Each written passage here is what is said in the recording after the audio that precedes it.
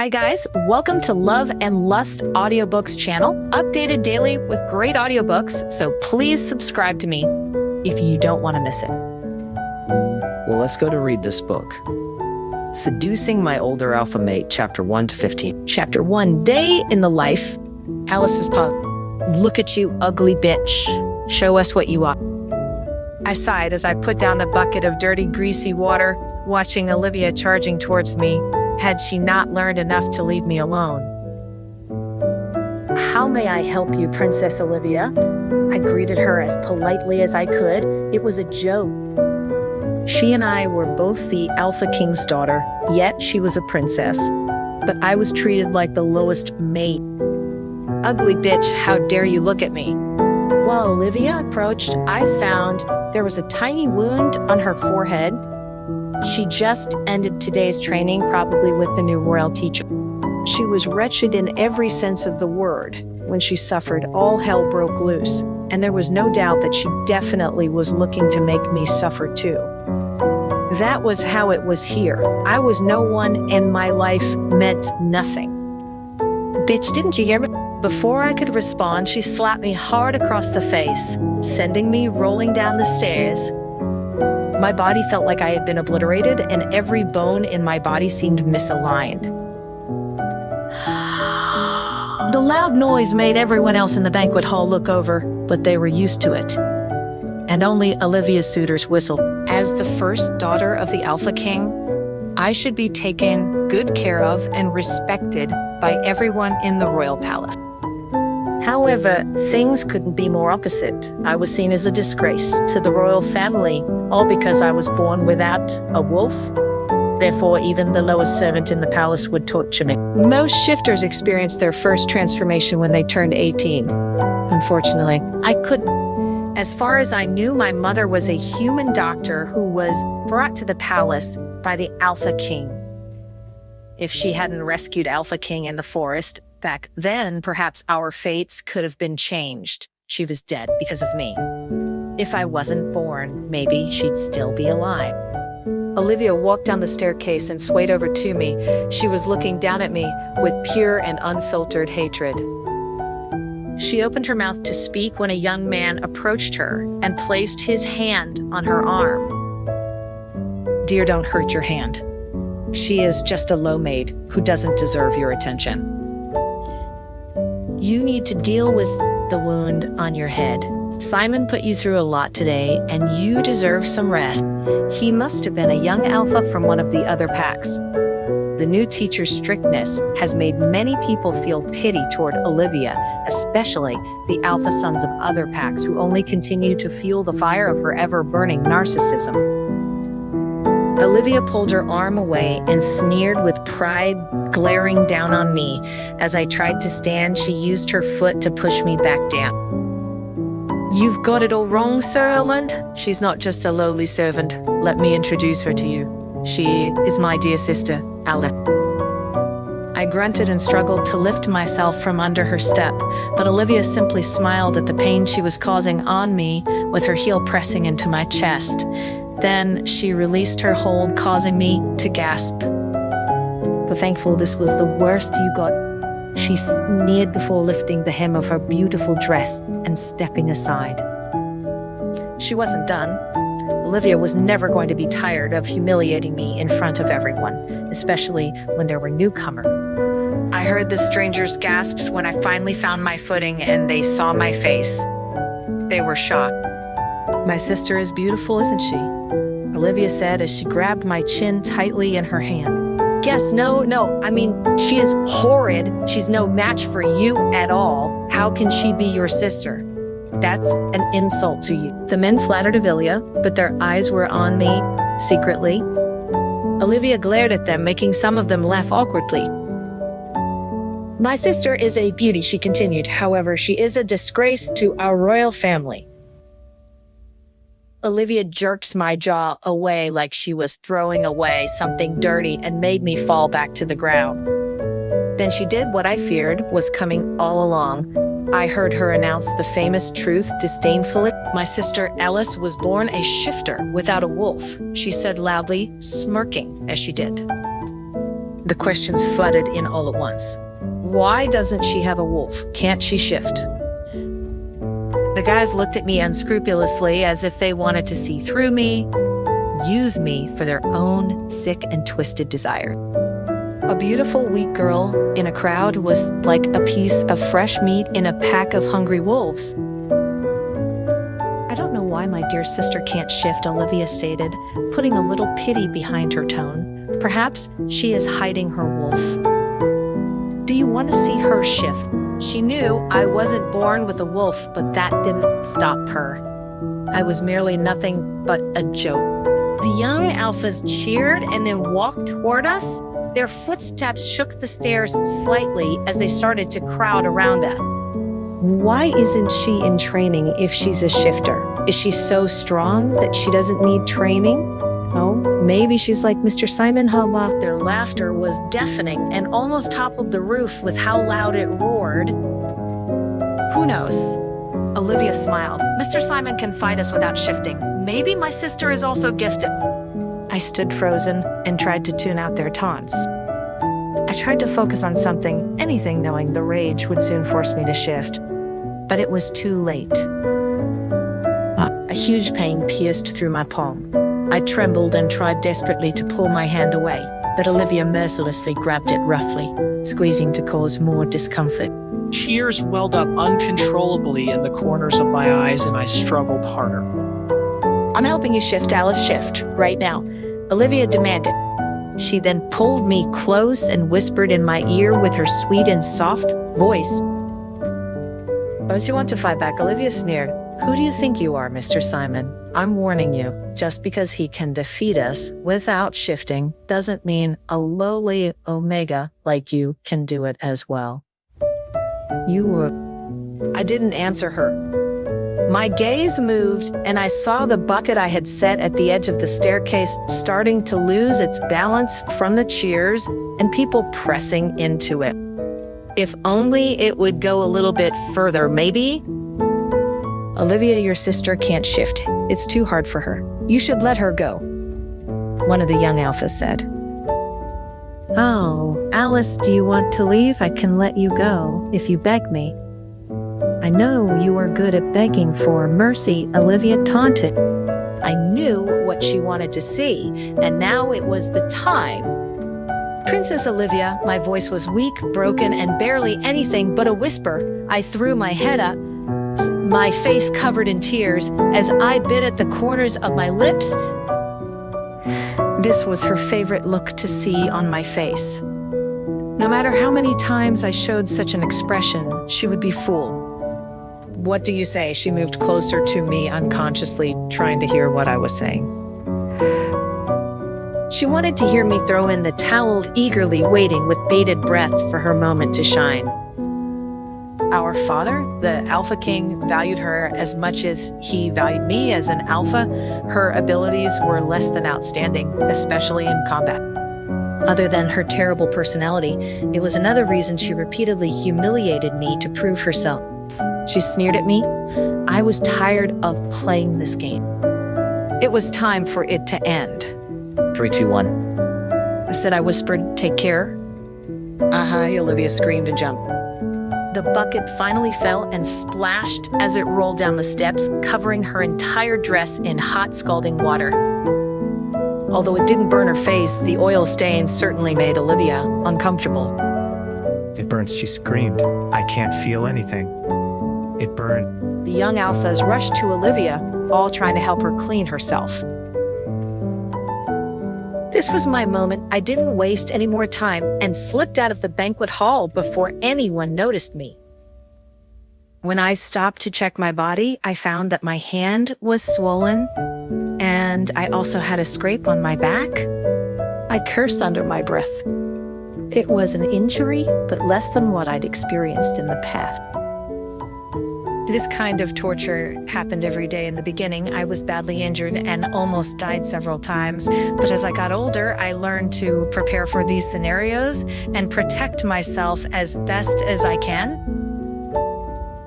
My acting skills became more proficient, and I was able to get hurt less by playing to the vanity of those around me. It was a skill that had saved me several times, and one that I had come to cherish. In the werewolf palace, I was a nobody weaker than the weakest Omega and no different from a human being. Everyone ignored me, despised me, and harassed me in the eyes of other shifters. I was not accepted and blessed by their moon goddess despite my lineage. I was worthless and just another long forgotten mistake.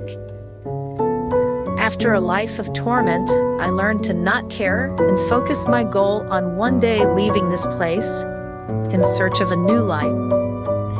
The only one who cared about me and protected me was Joan. She was the cook in the palace, a human woman who applied to work in the werewolf palace 18 years ago.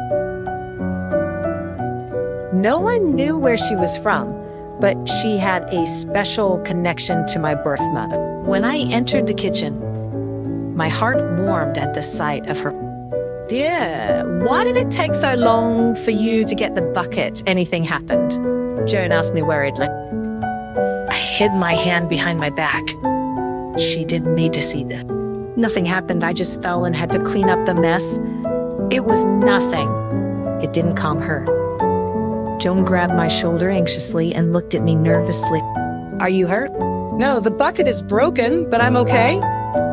I tried to force a smile to deter her, but she only stared at me for a little longer. I could tell she didn't fully believe me, but she had learned to let it go too.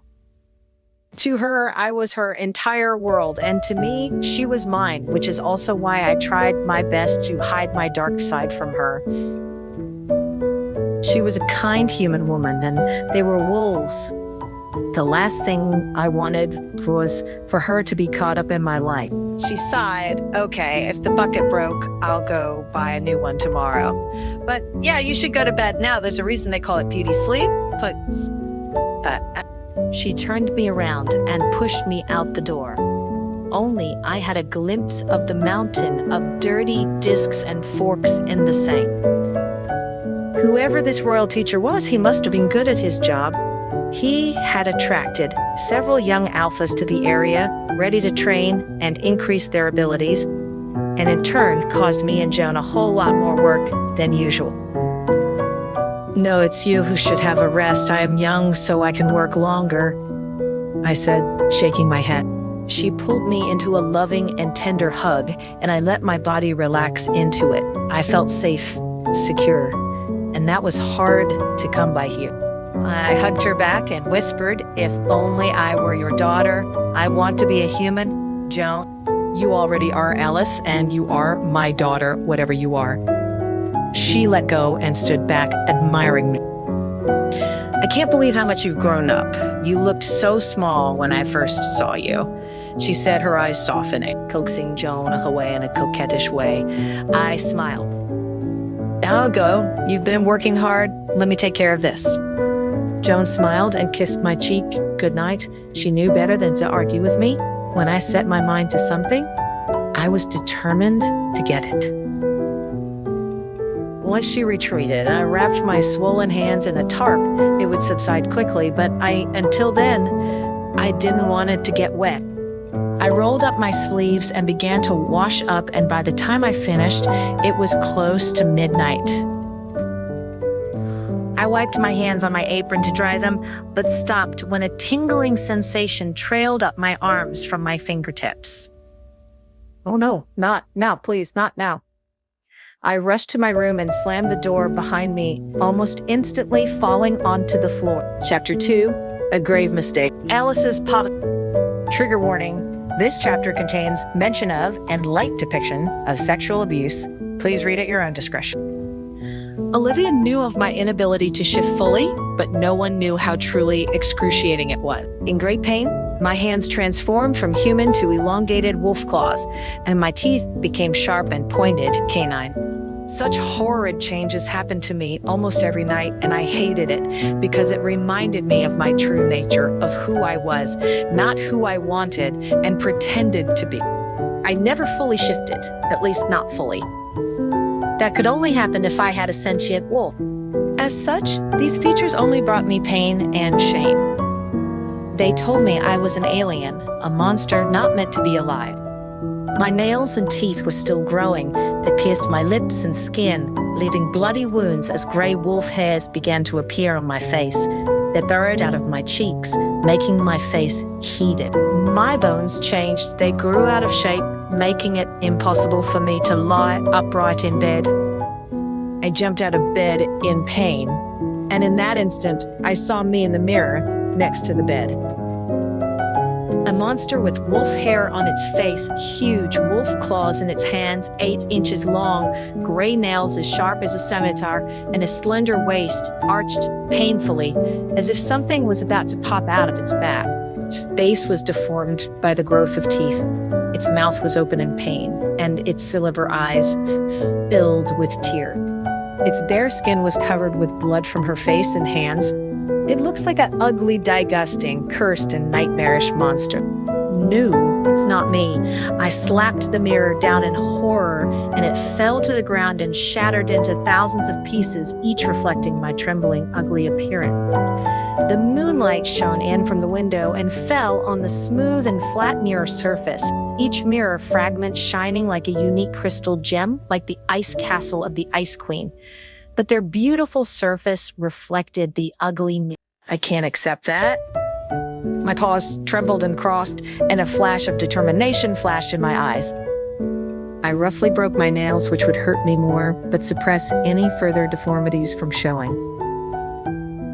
It's hard for me when I finally succeed. There was severe pain in my hands, and I bit down on my lip to suppress the cries. Eventually, the ugly wolf claws retreated into bloody white fingernails before my eyes, and I could tell it had subsided. This was the only way I found to prevent myself from turning into some sort of hybrid creature. I couldn't let anyone see me in this form. It was like showing my deformity and ugliness to people. Even the weakest werewolf could control themselves to maintain either a human form or wolf form. But with me, I had no choice. It was like something had taken over and had a will of its own. I fell on the bed, covered in sweat, and only after the wave of pain passed did I have the strength to get up. I needed to clean myself off out of my bedroom window. I could see one of the nearby lake. I stood and straightened my apron just in case anyone saw me and headed outside. In the moonlight, the coolness of the lake eased the pain in my hands. New nails grew gradually. At least there was one benefit to my ability. After a while, my hands became smooth and flawless again. If it were in the human world, these would be considered normal. But in the werewolf world, claws signified strength and power, and anything less was considered a disgrace. I often asked Jones about the human world. She told me that although humans were not as strong as werewolves, they had various fighting skills and smart mind. Jones was the only reason I had stayed here for so long. I don't know if I'd make it alone. When I questioned Jones about why she remained in the palace, she would often avoid answering, often stating that she had her reasons for never returning. But in place of a response, Jones lent me books that my mother had left me to help me learn more about the human world and all its beauty. Someday I'd be there. Looking at the swaying lake, I thought about my near impossible future. When there was a sound of staggering footsteps behind me, I quickly turned back and saw James, the son of the Alpha King, and my titular brother. Judging by his swaying steps and blank expression, he was drunk, clearly so drunk that when he saw me, he didn't recognize me and treated me like a normal maid, who he could put his dirty eyes on and fool with. "Beauty," he asked, slurring his words. "Why, are you here? Are you waiting for me?" James grunted and hiccuped, and he looked at me with bright eyes. He staggered and stretched out his hand, trying to lean on my shoulder, but I escaped his touch. I could smell the alcohol on him. It reeked the sounds of a party just a little north echoed through the night, and it was clear where he had come from. The party for the sons of the Alpha. They were all horrible, simply using their rank and status to win over anyone who they came into contact with. In just 1 month, almost every maid had been harassed by them. I looked at him in utter disgust and pushed him to leave. It was better for him that I didn't engage. However, he grasped my sleeve and stared directly into my soul. Beauty, you're so sexy. Come on, let me have a taste. He whispered into my gray hair just below my ear. James's hot breath hit my skin, making me sick. This wasn't the first time he'd done this to me or any female, but it would soon be his last. If James was found drowned in the lake tomorrow, I wouldn't feel guilty. He deserved it. He reached for me again, holding on to me tighter as I tried to wiggle my arm free. Oh, she's feisty. I like feisty ones. They make things so much more interesting, don't you think? His grip was heavy, and I knew that a bruise would appear sooner rather than later. I struggled to get out of it, but he was much stronger. His eyes darkened as he stared at me. Don't play coy, maid. We both know you'd love nothing more than to sleep with the Alpha King's son. And here I am, giving you that chance. Take it. His hand slithered its way up the base of my servant's dress and grasped at my thigh. I said, "Take it," he growled as he squeezed. That was the final straw. I lifted my foot and kicked in between his legs. He dodged at the last minute and pulled me down with him to the ground. His heavy body pressed against me, and I could feel his hardness against my lower abdomen. Shit, I needed to get free, but he wasn't going to let me go without a fight. I struggled, but he pinned my arms tightly above my head by the wrist. I only had my legs left, so I kicked at him with my feet. This infuriated him, and he pressed harder against me with his legs and tried to put himself in place as he undid the button on his pants. He bent down to kiss me, but my head swung desperately, and his face instead landed on the grass. My skin was crawling, and I couldn't help but vomit.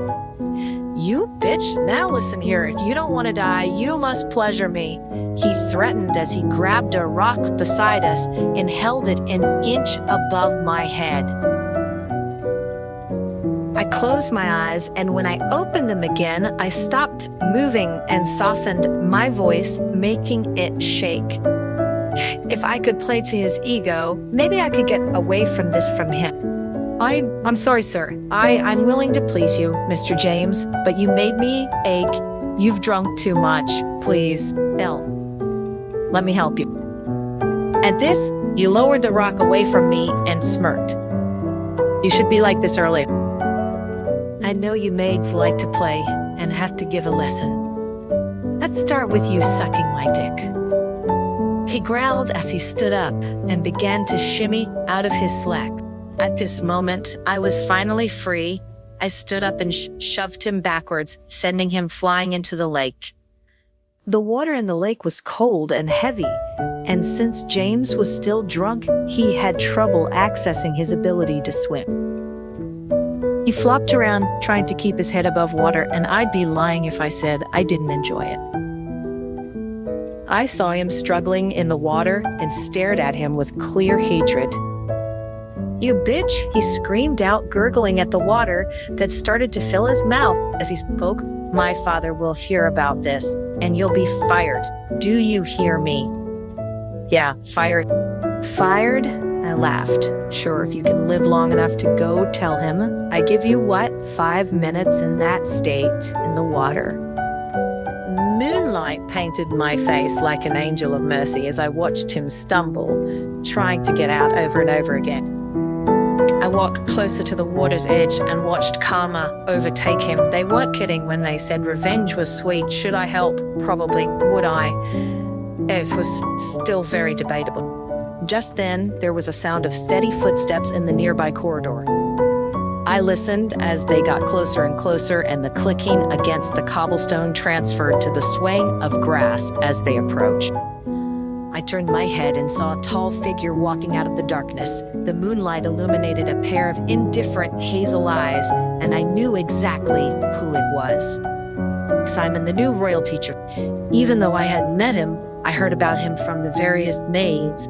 They were consistently giddy over his appearance, and now seeing him, I couldn't understand why. He was tall and wore an all-black suit. His dark, slick-backed hair accentuated his chiseled jawline, making him stand out among the crowd. Although his eyes were light brown, you could see nothing but coldness shrouded with a little mystery. Then I remembered the scene in front of me. Shit, if he saw the Alpha King's son screaming in the water and me standing here, not helping, I'd be utterly destroyed. By the time I turned around, James was almost completely sunken under, with only the top of his head showing. If I waited any longer, there would be no waves on the lake, and I'd be free of at least one of these horrible people. Perhaps I could delay a little. I splashed water on my face, quickly messed up my clothes, and fell to the ground, my body concealing James in the lake. Simon approached and stopped in front of me without missing a beat. Tears rolled down my eye.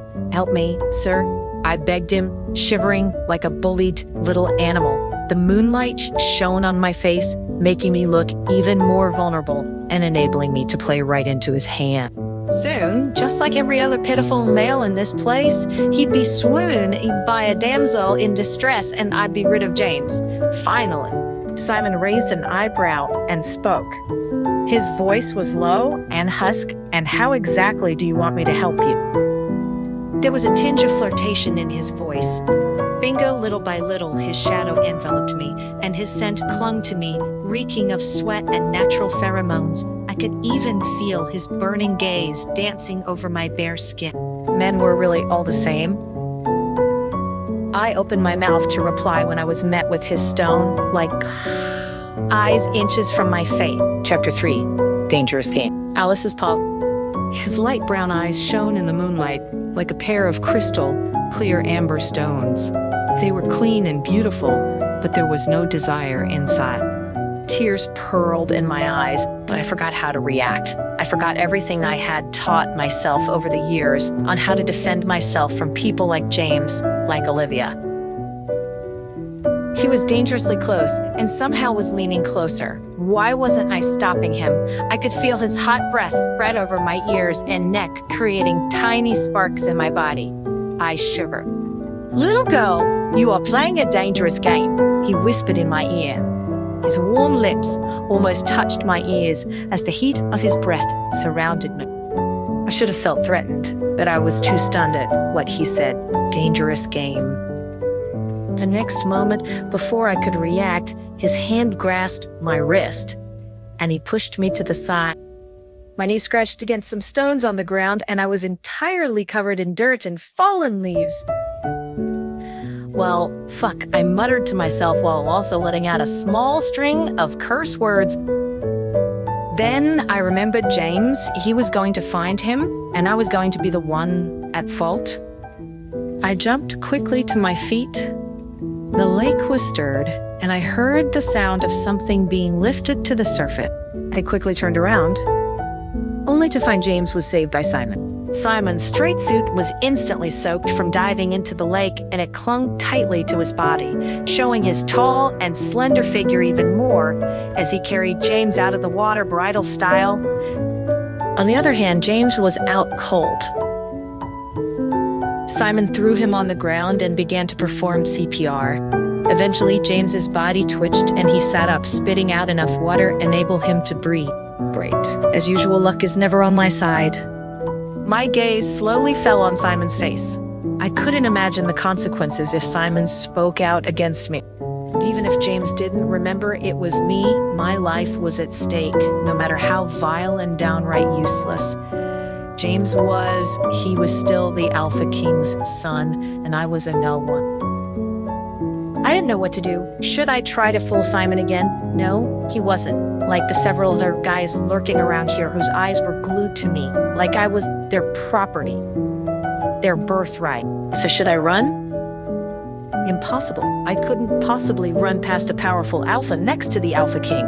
It was possible that Simon was just as powerful. My hands clenched into fists unconsciously, and my palms were wet with sweat.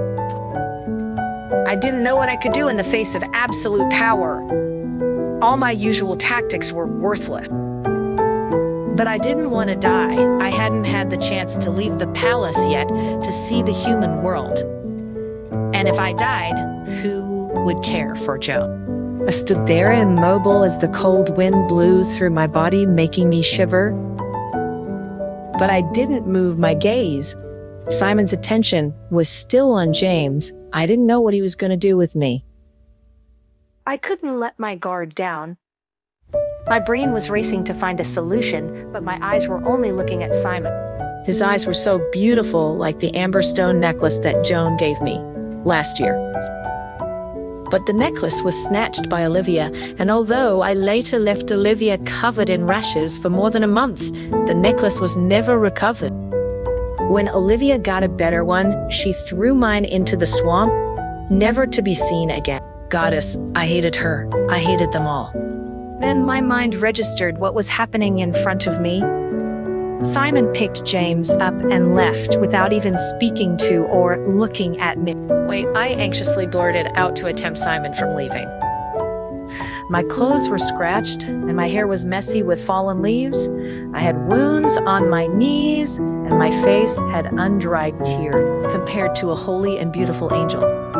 I was now more like a clown whose dark inner was sliced open to reveal her ugly, true nature. I wanted revenge. I wanted to kill everyone who bullied me. I wanted to destroy this damn place. Fuck shifter life. I just want to start a new one in the human world with Joan away from all of this. I wanted to be normal. But if I let Simon leave, the next day I'd be dead.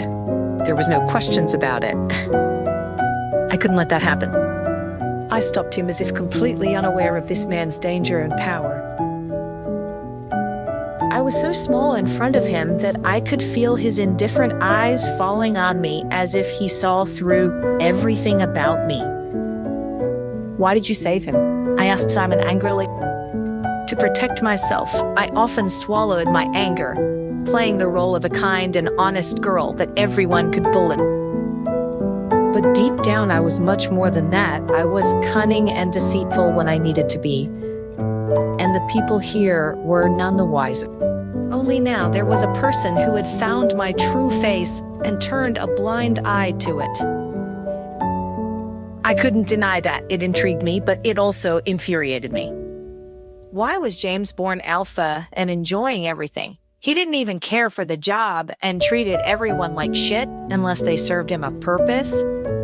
Yet he would always be saved. My eyes were hot, but not a single tear dared to come out. When I was truly hurt, I couldn't cry. Tears were my weapon, but they were also the reason they insulted me more. James is my student, Simon said, as he swiftly caught a sliding James with his arm like catching a sack. His voice was cold and his eyes detached. Then it clicked. He thought I was a standard servant. He had no idea of my lineage. So the answer was enough. It was my turn to give way to him. But I didn't move. He looked at me with oppressive eyes, but I stood still. The moonlight shone on my face, and I knew I most likely looked ridiculous right now. If Simon insisted on going, how could I stop him to kill me? He didn't need to lift a single finger. I was nothing in his eyes. My beauty, my wit, and my attack meant nothing. Will you kill me? I lifted my eyelids to look at him. I didn't even realize it.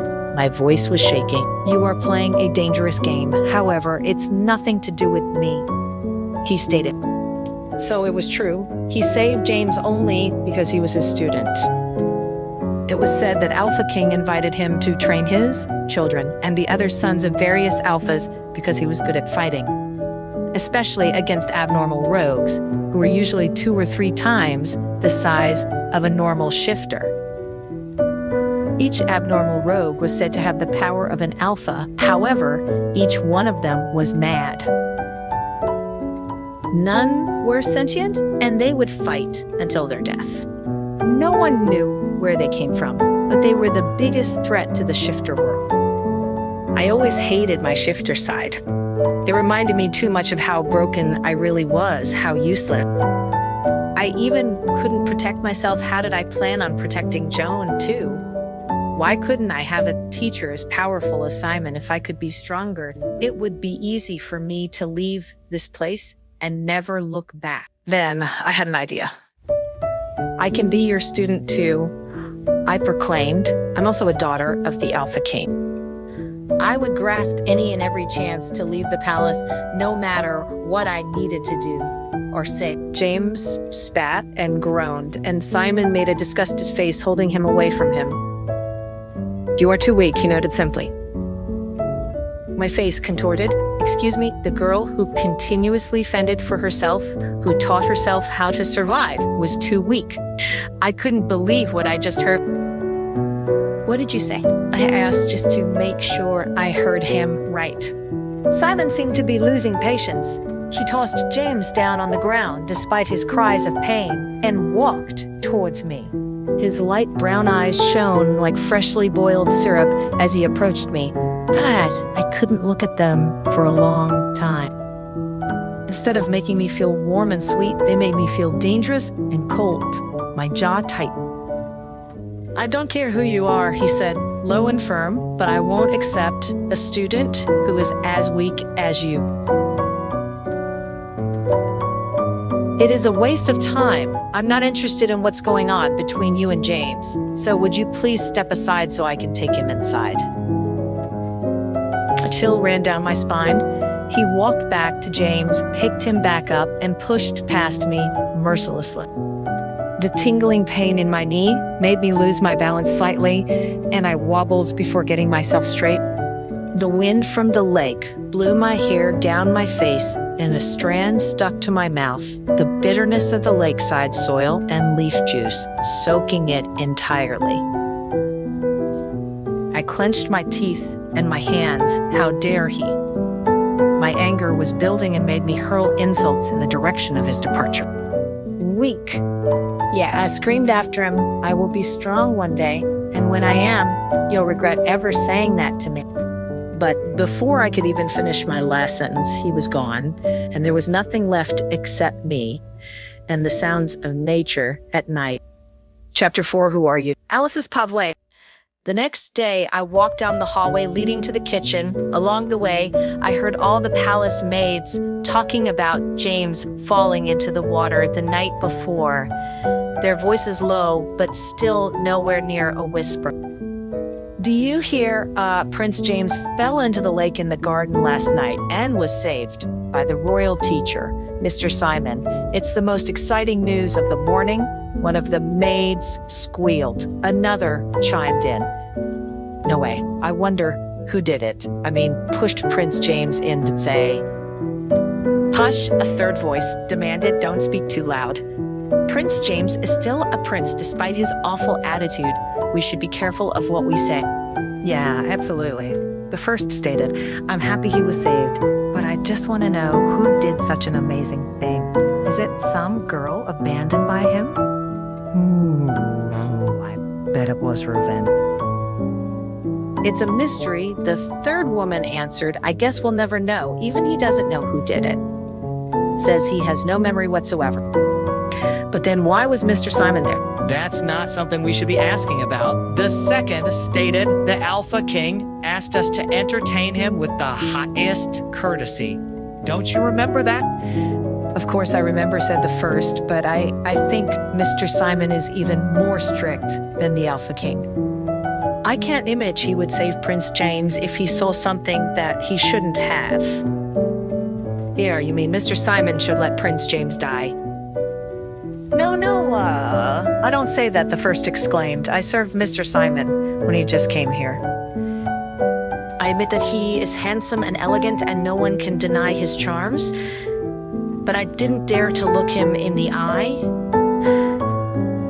That's just because you were too timid, the second taunted. If I get the opportunity to serve him, I will just wake up laughing.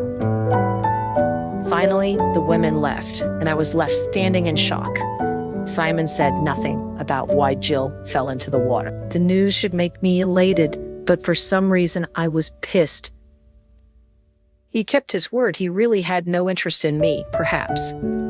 He just forgot. But how could I let something like this happen if he could keep his word? So could I would make him teach me no matter what he thought he wanted. In the following days, James fell ill as a result of his near-death experience. Due to this, the training sessions were suspended and the young alphas left the palace and returned to their packs. At least I wouldn't have to worry about them anymore. It also lightened my and Joan's workload. James's scandal spread to the surrounding packs with the departure of the young alphas. After all, for shifters, getting drunk and falling into the water and almost dying as a result was not a glorious thing. Not to mention, James was the prince of the Alpha King in this case. The Alpha King was thankful for the rescue of his son. It even made Simon more popular in the palace and nearby packs. Wherever I went, I could hear his name. Bing. The sound of the disc falling to the ground and shattering into pieces was enormous, like a thunderclap coming from James's room. I could hear his voice down the hall and walked to his door, peering through the crack. Simon, Simon. Why does everyone talk about Simon all the time? He is a rogue who is not taken in by a pack. How can he be our teacher? Oh, this is all ludicrous. I'm the prince. How could I be in a bad enough mood to drink myself silly? And if I didn't drink, how could I even fall into the water? Now I'm being laughed at. James cursed as he lay on the bed. According to the healer, he needed to remain there for at least a week. Years of drinking and pleasure make his body weaker than a normal alpha's. However, he would never admit it. All he wanted was power, and whoever provoked him would be scolded. I was not at all surprised by James's ingratitude. This was James, a stupid and selfish prince. I didn't know if Alpha King knew if his son was like this, but apparently he didn't raise his children with his heart. In this case, his attitude towards Simon was intriguing. The Alpha King seemed to respect and fear Simon. What? My thoughts were cut down by William, the Alpha King's nephew, who tried to have James calm down. Stop, James, you need to rest. William's voice was full of helplessness. He was the only young alpha who stayed at the palace when the sessions were suspended. As the heir of the strongest pack, Opal Moon Pack, William had a close relationship with the palace, and he was also the best friend of James, although in my opinion, he was not as stupid as James. Rest. How do I rest when everyone is laughing at me and praising Simon? Yeah, James roared, and even though I was outside the door, I could feel his anger. I know you don't like Mr. Simon, I don't either, but both of our fathers think he is stronger than us. This is why they invited him to be our teacher, and I have to admit that he is experienced in fighting with those alienated rogues. He shuddered as he said it, and James laughed. Alienated rogues, come on, they are just normal rogues. We have had fights with rogues so many times. Why do we need him telling us what to do? They are not normal rogues, James. You know, better those alienated rogues killed your mom, the Luna, 10 years ago. And your mom was also a strong alpha. William pointed out to James, and this time, James kept silent. My eyes narrowed. I knew the attack that happened 10 years ago. It wasn't a wonderful memory since I was the only survivor. I lost the mood to continue listening, put down the food in my hand, and turned to leave. Delivering food to James was not a wonderful errand. Every time I would be humiliated by him, he would vent his bad temper on anyone lower in rank than him. I chose not to touch his mold today. Then I heard James ask something intriguing, and I stopped in my tracks. William, Simon was recommended by your father, and he first lived in your pack. Do you know nothing about his past? William shook his head. I know nothing about him. He is a mystery, and he never reveals his past to anyone. Goddess, how dare my father to invite such a person into the palace and even make him our teacher? James growled. I sighed and decided to continue walking away. My main purpose was not to bring food to Jim. I wanted to get some information about Simon, and now it seemed that my goal was not achieved. I'd have to go to Simon directly. These days, I got the opportunity to deliver food to Simon. However, every time I could say something, he asked me to leave since it was the rule he made to maids who served him. He didn't like others coming into his room. The Alpha King gave Simon a relatively separate palace to live in. He didn't live in the main palace with others. Whenever I walked into this palace, it felt empty. Simon was the only person who lived here. I didn't see him because he didn't come out to get the food. Instead, he asked me to leave it outside the door. I tried to hide and waited for him to come out, but he always knew I didn't leave, and then proceeded to ask me to do so. The question remained, how would I get him to teach me? I thought I could find a way, but Simon wouldn't let it be easy. This time, as usual, I knocked on the door 3 times, but no one answered. Strange, although Simon kept a distance from all the maids, he was polite and still had manners. Somewhat, he wouldn't let anyone wait for a long time. Maybe he wasn't here. Then, a bold idea broke into my head. Perhaps I could sneak in if I could find something to use as leverage. He'd have to teach me. The thought made my heart pound. But by the time I reacted, I was already holding the doorknob. I needed to go. This was my only chance to leave the palace. I couldn't pass it up. I left my breath light, stood on my tiptoes, and pushed hard against the door. Luckily, the door opened. I didn't waste time and sneaked into the room, closing the door behind me. When my eyes adjusted to the darkness, I found my intuition was right. Simon wasn't here. I didn't care about where he went. I just searched for the things I wanted in the room. The room was large, however, compared to the other rooms of the palace. There was not much furniture. I searched every corner of the room and didn't find anything special.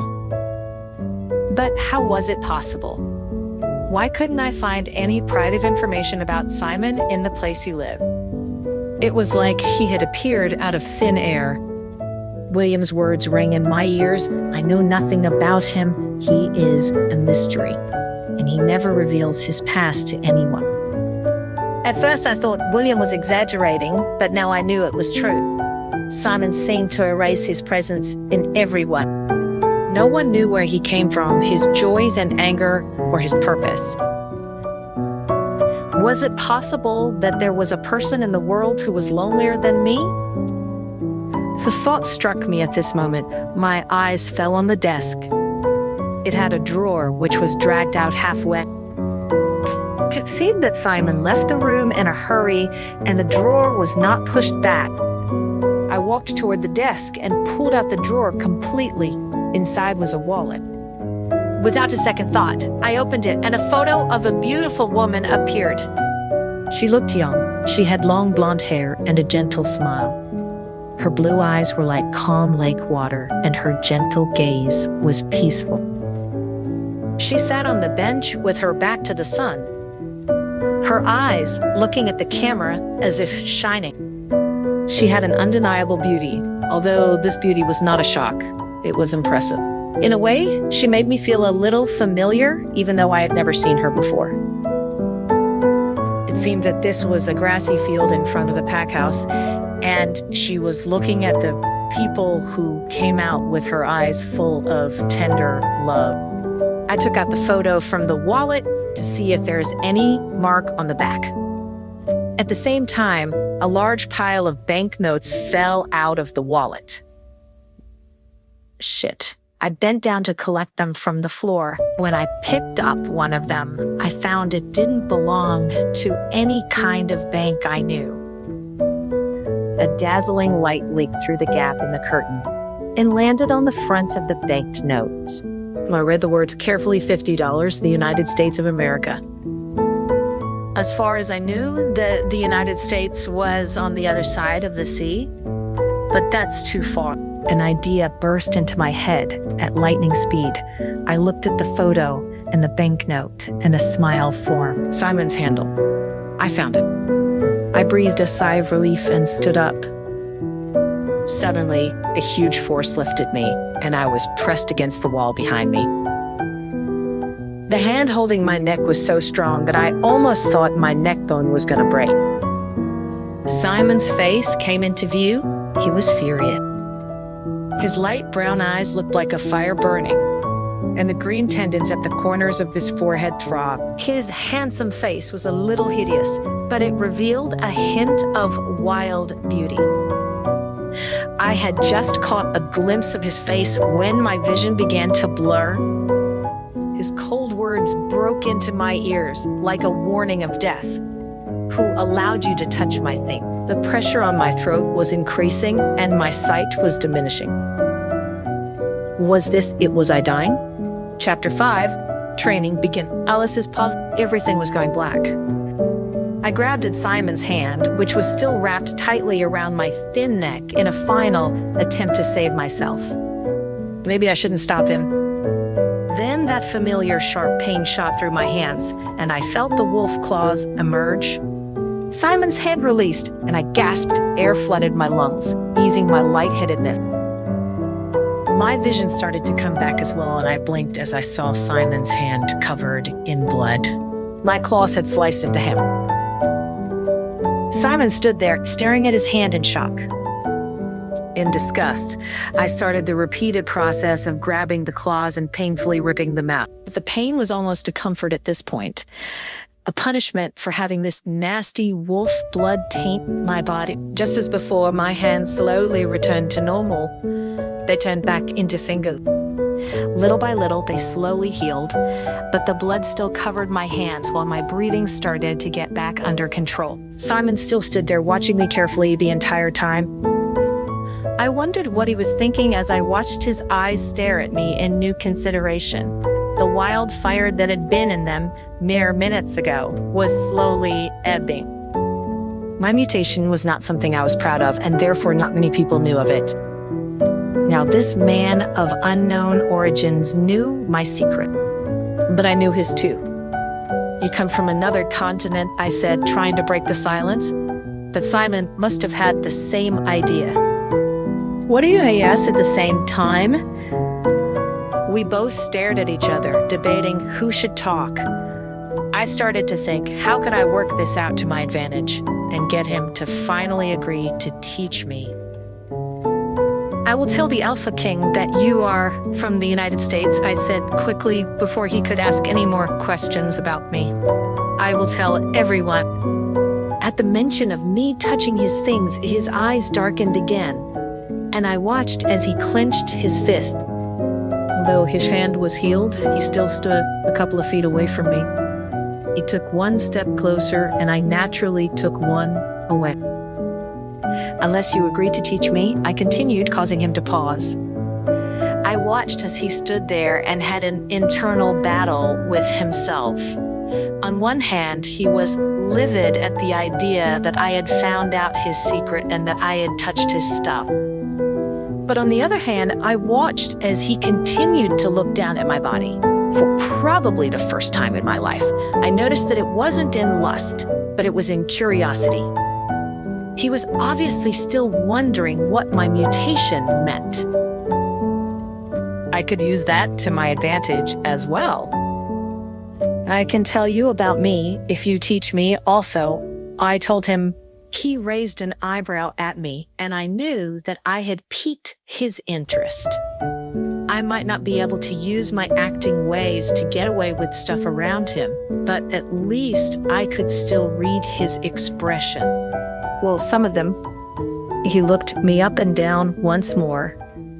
For the first time, I found myself disappointed at the lack of sexual interest he was showing. Was he immune to my beauty? I had never met anyone that was fine, Simon finally said, sharply interrupting my thought. Okay, fine, as in yes, I asked for clarification. He turned away from me and walked over to the desk. Yes, he kept his back to me. We will start tonight when there will be fewer eyes. That's fine by me, I said in a relieved tone. I hated everyone here. Anyway, everyone except Joan, of course. Maybe if I trained and got strong enough, I could finally leave this palace forever and take Joan with me. Simon finally turned back around to face me and looked confused at why I was still there. You may leave now. Dismissed. I thought about saying something snarky back to him, but since I had already gotten my win, I decided not to push my luck. With one last look at this odd, handsome man, I turned and walked out of his door. The rest of the day went by in a blur. For the first time in a long time, I actually had something to look forward to, so I pushed through all of my maid chores for the day in a much better mood than normal. It also helped that most of the guests were still gone as well. There were fewer people to care for and fewer people to annoy me. The halt in training would also make it easier for Simon to train me. So James being ill was really the most beneficial thing. I secretly plotted ways that I could keep him sick and keep the other awful beings away. Too bad I didn't have access to poison. As soon as the sun set, I headed to my small room and changed out of my maid's dress and into something that might be more suitable for training. I wasn't sure what Simon did in his lessons, but I was sure that a dress would not be effective.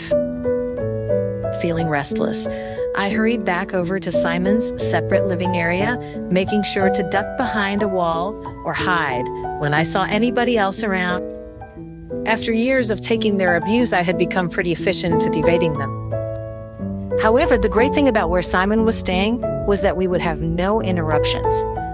There was nobody else staying in that section, and he had made it very clear to the staff that he liked to be left alone. By the time I showed up, he was already standing by his door, waiting for me. Come with me, his calculated voice said. I wondered to myself if he ever showed emotion. The glimpse of his rage earlier was the only time I had seen behind this calm exterior, and it made me curious as to what truly lies beneath. Simon turned to walk away, and I followed. I stared at him as we walked. He was still wearing a nice full black suit that complemented his tall, slender body perfectly, and his hair was as neatly slicked back as every other time I had seen it. This instantly pissed me off. The way that he was dressed showed me that he was not going to be involved with training me, at least for tonight. And even though I had to admit that he looked good, I didn't want him to just use words to teach me. I needed to remind myself that Simon was the most respected and sought after teacher in the wolf packs. Maybe he knew better than me. Simon continued to walk silently, and I followed behind, trying to match the pace of his long leg. As a maid, I was used to physical labor, but it wasn't like I walked constantly. Not paying attention, I bumped into Simon as he came to a stop. He reached out and caught my hand as I lost my balance, keeping me upright. As soon as I was all right, though, he instantly dropped it. I looked up at him, but he was looking away. This was new for me. I thought he might have been playing about not falling for my act, but now I could see he wasn't. He didn't look at me like any other wolf ever had. He looked at the real me. It pissed me off again. I looked around and saw that he had led me to the small lake that was in this section of the property.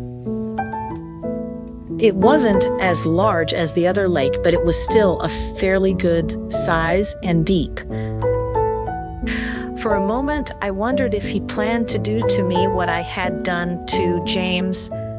My heart skipped and my neck throbbed where it was still tender from this morning.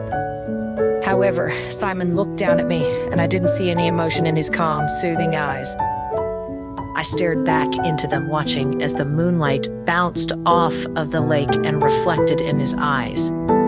Start running, Simon said, breaking me from my thoughts once more. Wait, what?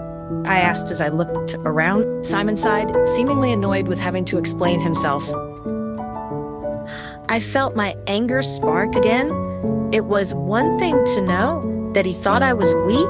I didn't need him thinking that I was stupid to run laps around the lake. He continued to look at me. Why, I asked, watching as his jaw clenched slightly. First he started, and I sadly noticed that he was speaking in his normal voice. I liked getting a rise out of him first. I am the teacher. You do not question me. I bit my tongue. Yeah, that would be hard for me. Second, he continued, just this once I will explain, fighting requires endurance. You are weak. You don't have any. We must fix it. You did not just call me weak again. My blood was boiling and my voice came out in a near growl. I'll show you weak. My rage got the best of me and I swung out my foot, aiming between his leg. Without so much as a flinch, Simon batted my foot away like a fly, even more irritated. I whipped around, aiming for a spinning kick straight to his kidney. This time, he grabbed my leg and hoisted it up, causing me to lose my balance and fall back.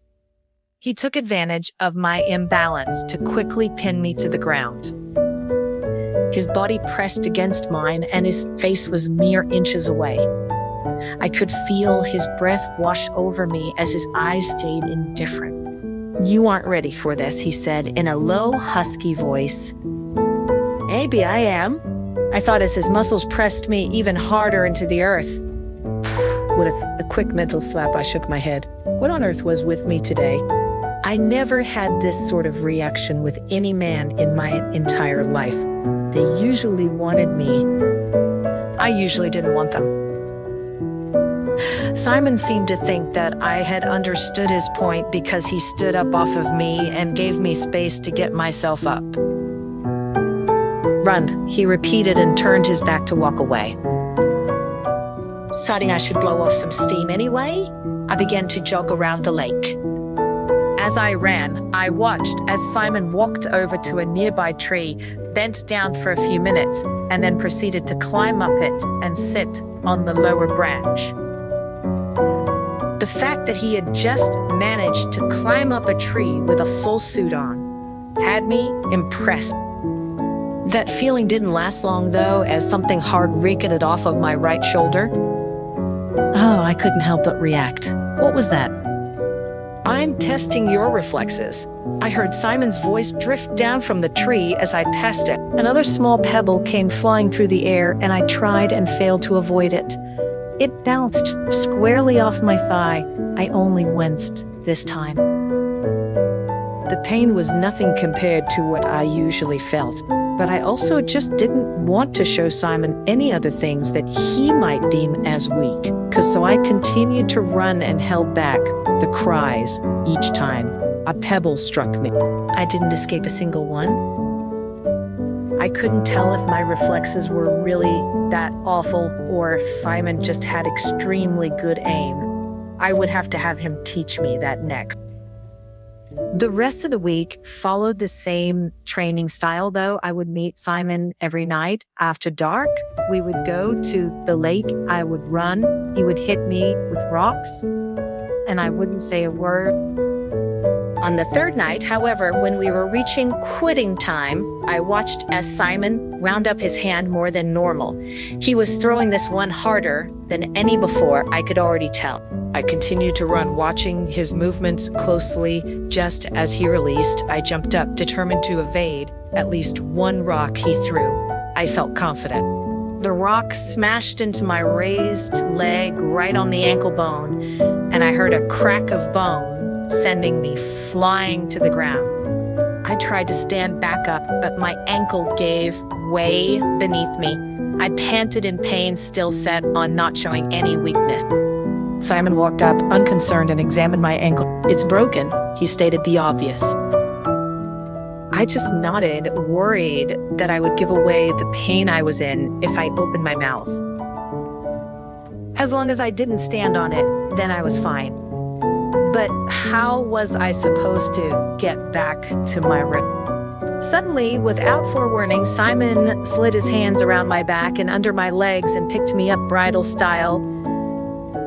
My arms instinctively hooked around his neck, ensuring that I wouldn't fall or that he wouldn't drop me. My ankle throbbed in pain as it hung, but I was more focused on Simon. What are you doing? I asked incredulously. You won't make it back to your room like this, and I don't want you staying here all night, man. He had a way with words. I thought sarcastically. Oh, all right. I responded, wondering if I should be offended that he didn't want me to spend the night, but shaking it off. He got me back to my room and into my bed before silently slipping back out without a word. I laid in bed, thinking about how I was going to hide my ankle from Joan in the morning and how I was going to be able to work on it all day. And as I lay there, I thought about how it had felt to have my arms wrapped around Simon.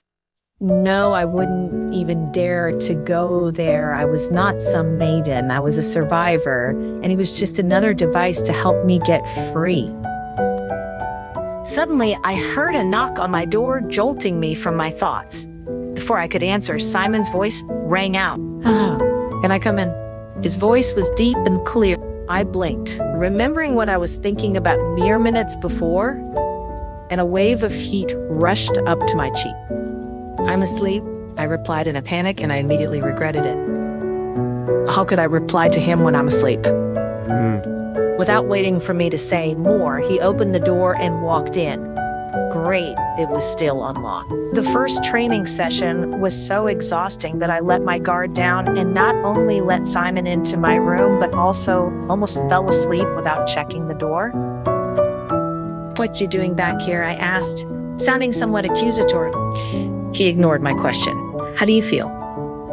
His gaze was focused on me. I crossed my hands and hugged my quilt automatically out of nervousness. It was like I had no control over my movements. It was almost subconscious. I thought back to Simon's embrace, and then it dawned on me how I must have been presenting. Hell no, I can't let Simon find out I'm unconsciously fantasizing about him. I quickly flicked my hands away, hiding them under the quilt, clutching at the sheets. Fine, I replied curtly. Fine. He pouted as he walked to the bedside and rechecked me with his eye. My face burned, but I tried to hide it, so I questioned him as a counterattack. I thought you left. I looked at him and found he was still in his suit. There was no need for him to return, unless maybe I'd changed his mind about me. I eyed him, waiting for the inevitable confession of lust when he reached into his pocket. Hold your hand out, he ordered. What I subconsciously asked. I said, give me your hand, he repeats it. My room was so dark that I could barely see the outline of his body. I wiped the sweat from my hands on the sheets and hesitantly reached out. A cold item landed in the palm of my hand. I closed it and found that it was a small porcelain bottle. This is the last lesson I will teach you today. Take it, or I may reconsider whether accept you as my student. Simon pulled out the chair in front of the desk and sat down. What you can't, I retorted, but he interrupted. Alice, why do you want me to teach you? He asked. I could feel his gaze land on me, even though I couldn't see him because I needed to leave. I hated my life here, and I hated shifters even more. I bit my lip, stopping myself from speaking my true thoughts. The less he knew, the better. You said I was weak, and I don't want to be weak forever. I'm longing to be better. I may not be as strong as you, but I want to protect myself and the people I care about. I took a deep breath after confessing. He was silent for a long time. Had he left just when I was sure I was alone? He answered, I get it. Going forward, don't repeat what you did today. He continued before I could ask. I understand that you think you need to prove yourself, but you need to be smart. I can't train you if you are hurt. Disobedient students are instantly terminated with me. Do you understand? I widened my eyes and was stunned. I couldn't help but nod. Don't be so anxious to prove yourself, and you won't get hurt. Believe it or not, that's not what I want to see. In the bottle is a potion that should aid in rapid healing and get your ankle to heal faster than you would normally. I hope you won't let me down tomorrow. And with that, he stood up and left my room. My mind was completely disturbed by his words. I clenched the small bottle in my hand, and it was already warm to the temperature of my palm. Its hard exterior pressed against my skin, but I didn't feel cold anymore. Despite all of this, I had countless questions in my head, flying around. He wasn't scolding me or threatening me, and he still wanted to be my teacher. Why was it possible he actually cared for me? No one cared for me, no one except Joan. I took the potion Simon gave me and laid back down. It wasn't long after my head hit the pillow that I fell fast asleep. Chapter 6, To Train or Not to Train. This is public. I woke up the next day and was surprised that my ankle was no longer sore. Sitting on the edge of the bed, I finally moved my way forward to stand and put weight on the foot. It didn't hurt at all. I tentatively walked a few steps and it worked well. My ankle was almost entirely healed. It was unbelievable, but it was true. There was always one good thing about the nasty blood that flowed through me, the rapid healing process. It had definitely come in handy over the years of punishment that should have left me dead. However, never before had I been able to heal so quickly. I was still worried about how I was going to work with injuries today, but now I didn't have to worry. My purpose was to be able to defeat the palace guards and leave the palace. I didn't care how to fight the abnormal rogues who lurked outside of the walls. I just want to leave. But in order to get there, I needed to lie to Simon about why I wanted to fight, why I needed to fight. And I think that I had him almost convinced in the following days. Even though I was getting sick of just doing laps, I couldn't escape more laps and dodging training. Simon didn't let me go, and it seemed he didn't want to see me hurt either. The sun began to rise as the next day was finally approaching. I tossed on my apron and tied it around my waist when Joan stopped me. The Alpha King asked me to run out on a few errands, so I will be gone. Most of the rest of the morning, she hesitated. That means that you will have to take breakfast to James again. I won't be able to. I couldn't help but groan. How about I don't? And he can just starve to death. Alice Joan exclaimed in a forced whisper and hurried to glance around her. Watch your mouth around here. You never know who is listening. Not sure if I could bite back the rest of the rude things that wanted to come spilling out. I simply nodded and kept my mouth tightly shut. Joan seemed to realize I was struggling and came up to give me one of her warm hugs. I am sorry, she whispered to me. I will be back as soon as I can. I nodded again and then watched as she walked out the door. Set on the idea of finishing my worst tasks. First, I left the room and headed to the kitchen. After grabbing the tray of food, I walked through the giant palace until I made it to James's room. The only positive thing this morning was that it was still early, so there weren't many others around to notice it. Or to harass me. I could get my work done much faster without the abuse or the male attention. As soon as I reached the room, I walked inside. No need to delay the inevitable. Let's get it done. Well, look who we have today. James began as soon as he saw me. I noticed that William was here with him again today, but I tried to avoid looking at either of them. Overhearing them the other day had put me at ease as far as being worried about the punishment I would receive upon everyone learning of my involvement in James's illness. But that didn't mean I was at ease.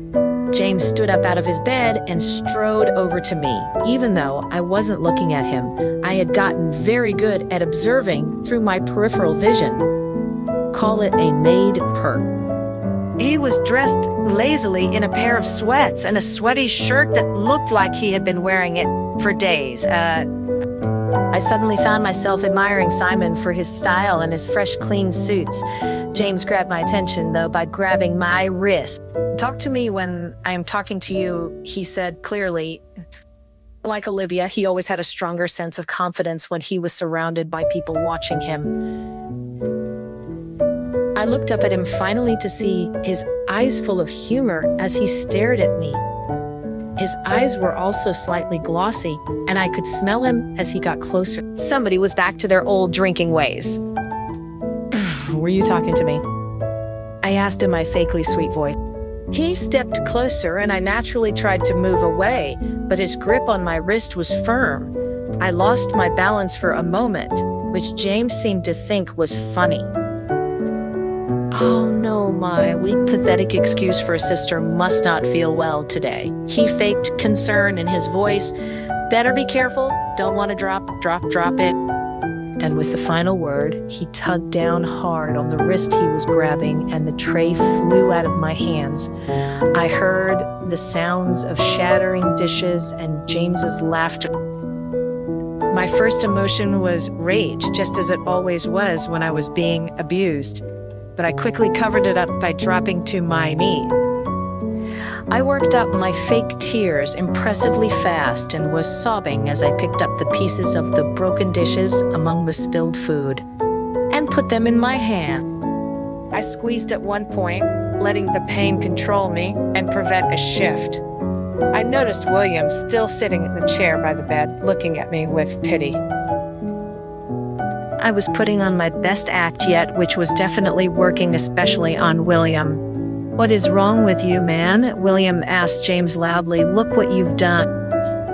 He walked over and grabbed James's arm and pulled him back from me. I took the opportunity to run out of the room, still crying and acting sad. My limp actually aided in my portrayal. Alice, wait, I heard William yell.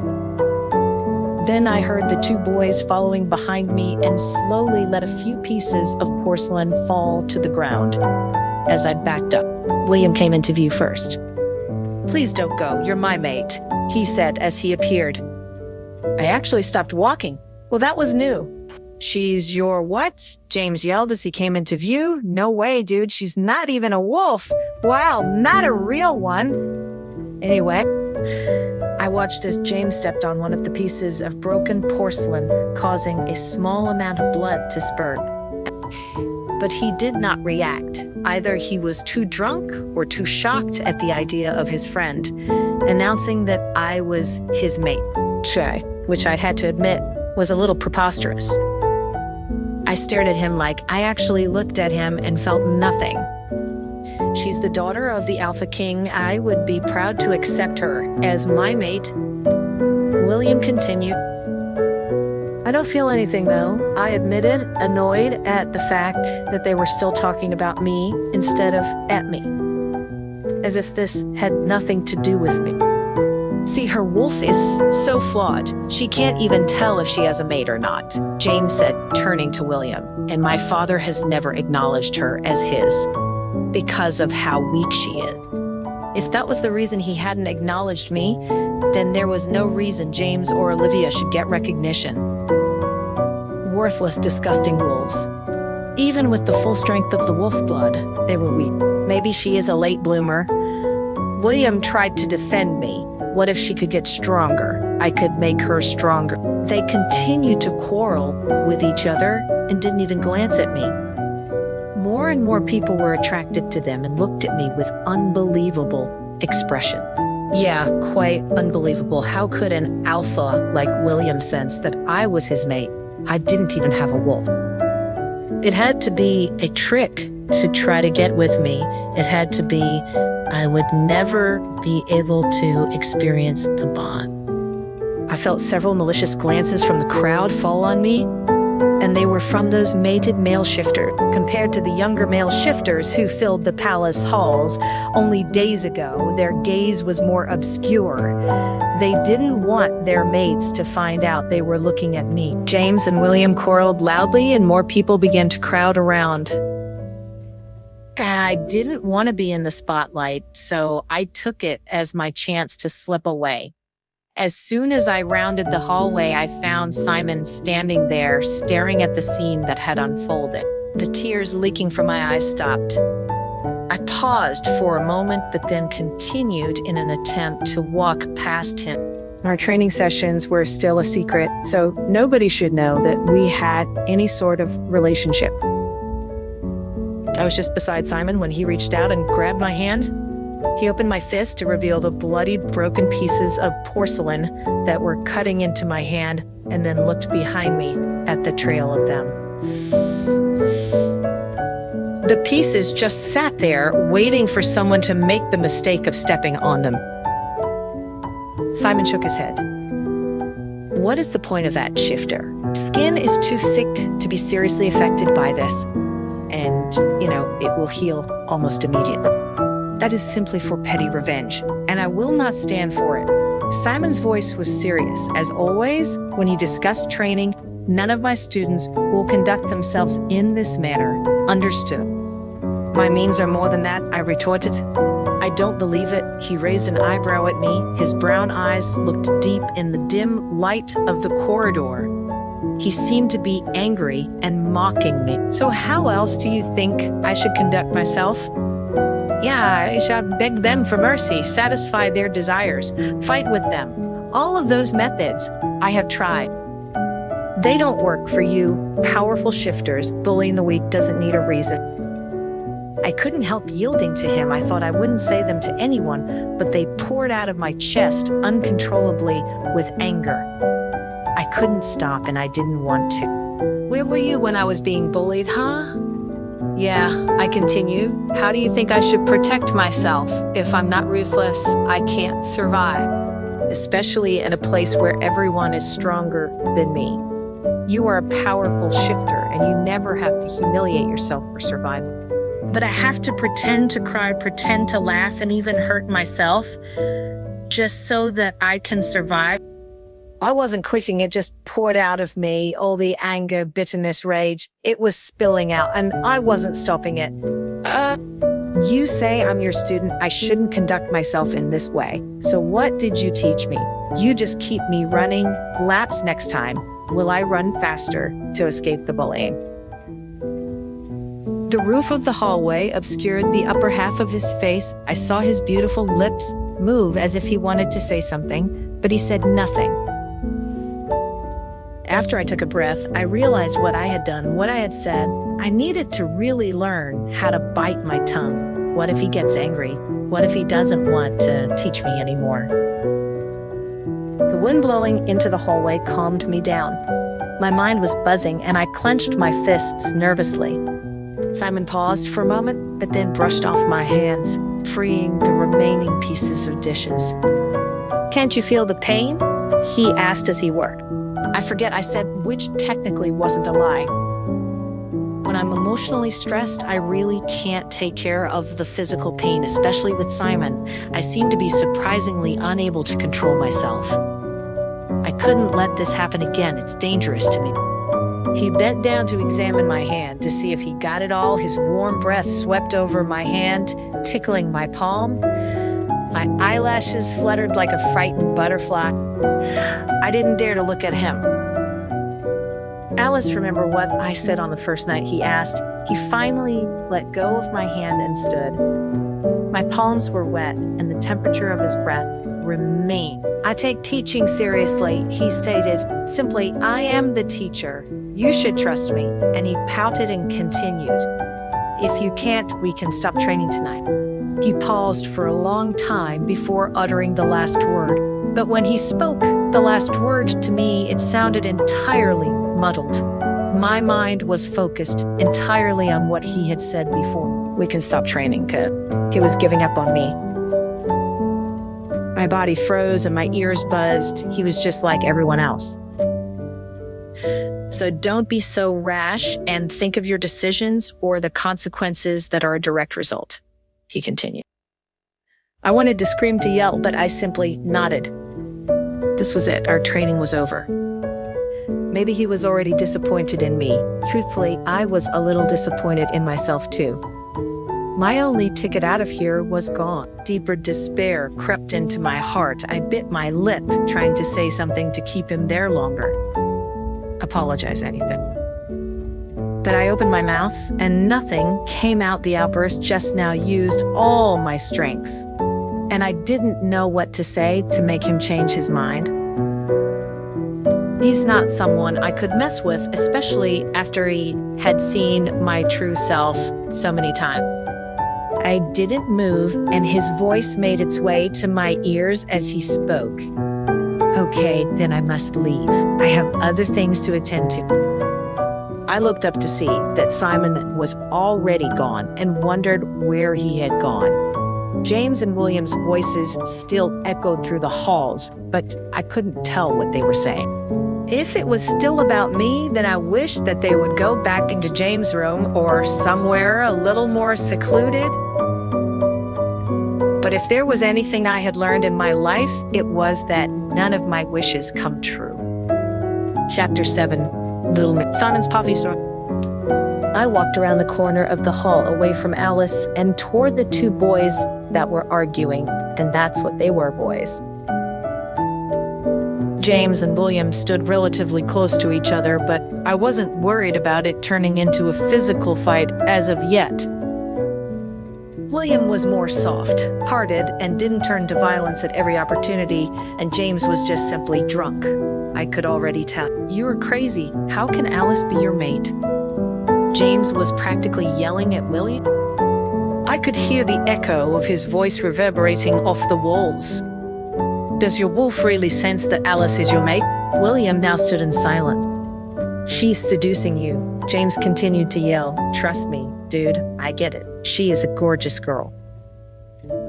But she is smarter than she looks. I'm not saying that you shouldn't play with her a bit and get what you want, but I am just saying I don't want you to be used by her. She's a bitch, but I've heard she's great in the sack. That's your sister, William, finally cut in with what sounded like disgust. So what, the Alpha King never acknowledged her as his daughter? James shrugged. That makes her inferior even to those weak humans, and everyone treats her as such. I don't see what is wrong with using her as we see fit. It is by our grace that she even still lives. I didn't want to care about what they were saying. I never cared usually, but for some reason, it ticked me off more than I cared to admit. The words that came out of James's mouth were too harsh. And I cleared my throat, making myself known to interrupt their bashing of Alice. Both men looked at me, and I saw James' face switch to irritation. Hello, gentlemen. I assume that since you two are standing around gossiping that you've already finished your training exercises for the day. Oh, Mr. Simon, no, we were just on our way. William quickly answered James. On the other hand, continued to look at me in open disgust. Not like I can do much still since you put me on restrictions. James snapped. Well, you seem to be feeling just fine today, I said as I looked him up from head to toe. I have some free time right now. Why don't I assist you in your exercises? Follow me. And they both looked like they really didn't want to, but they knew better than to stand up to me. I turned and walked out to the courtyard where we had been conducting training for the past couple of weeks. William and James followed behind me. Once I came to a stop, they instantly attacked me. I had been training them both for long enough now that they knew that I didn't like to waste time. A smile crossed my face as they charged me. I was excited to put them in their place. Within seconds, both boys lay on the ground, groaning in pain. I still hadn't even had to transform. These shifters needed more help than I had anticipated. I brushed my hands off against each other, not wanting to dirty my suit, and gestured for two of the guards that surrounded me to approach. The guards took one look at them on the ground and knew what I needed. They each picked up one boy and threw them over their shoulders, then headed into the building, taking them to their respective room. For the first time, I had enjoyed hurting them and therefore enjoyed watching them being carried away. I specifically kept an eye on William. He had claimed that Alice was his mate, and I had to admit that my curiosity was piqued. Was he lying? I pulled down the sleeves of my suit to make sure it still looked presentable and turned to walk out of the large gates.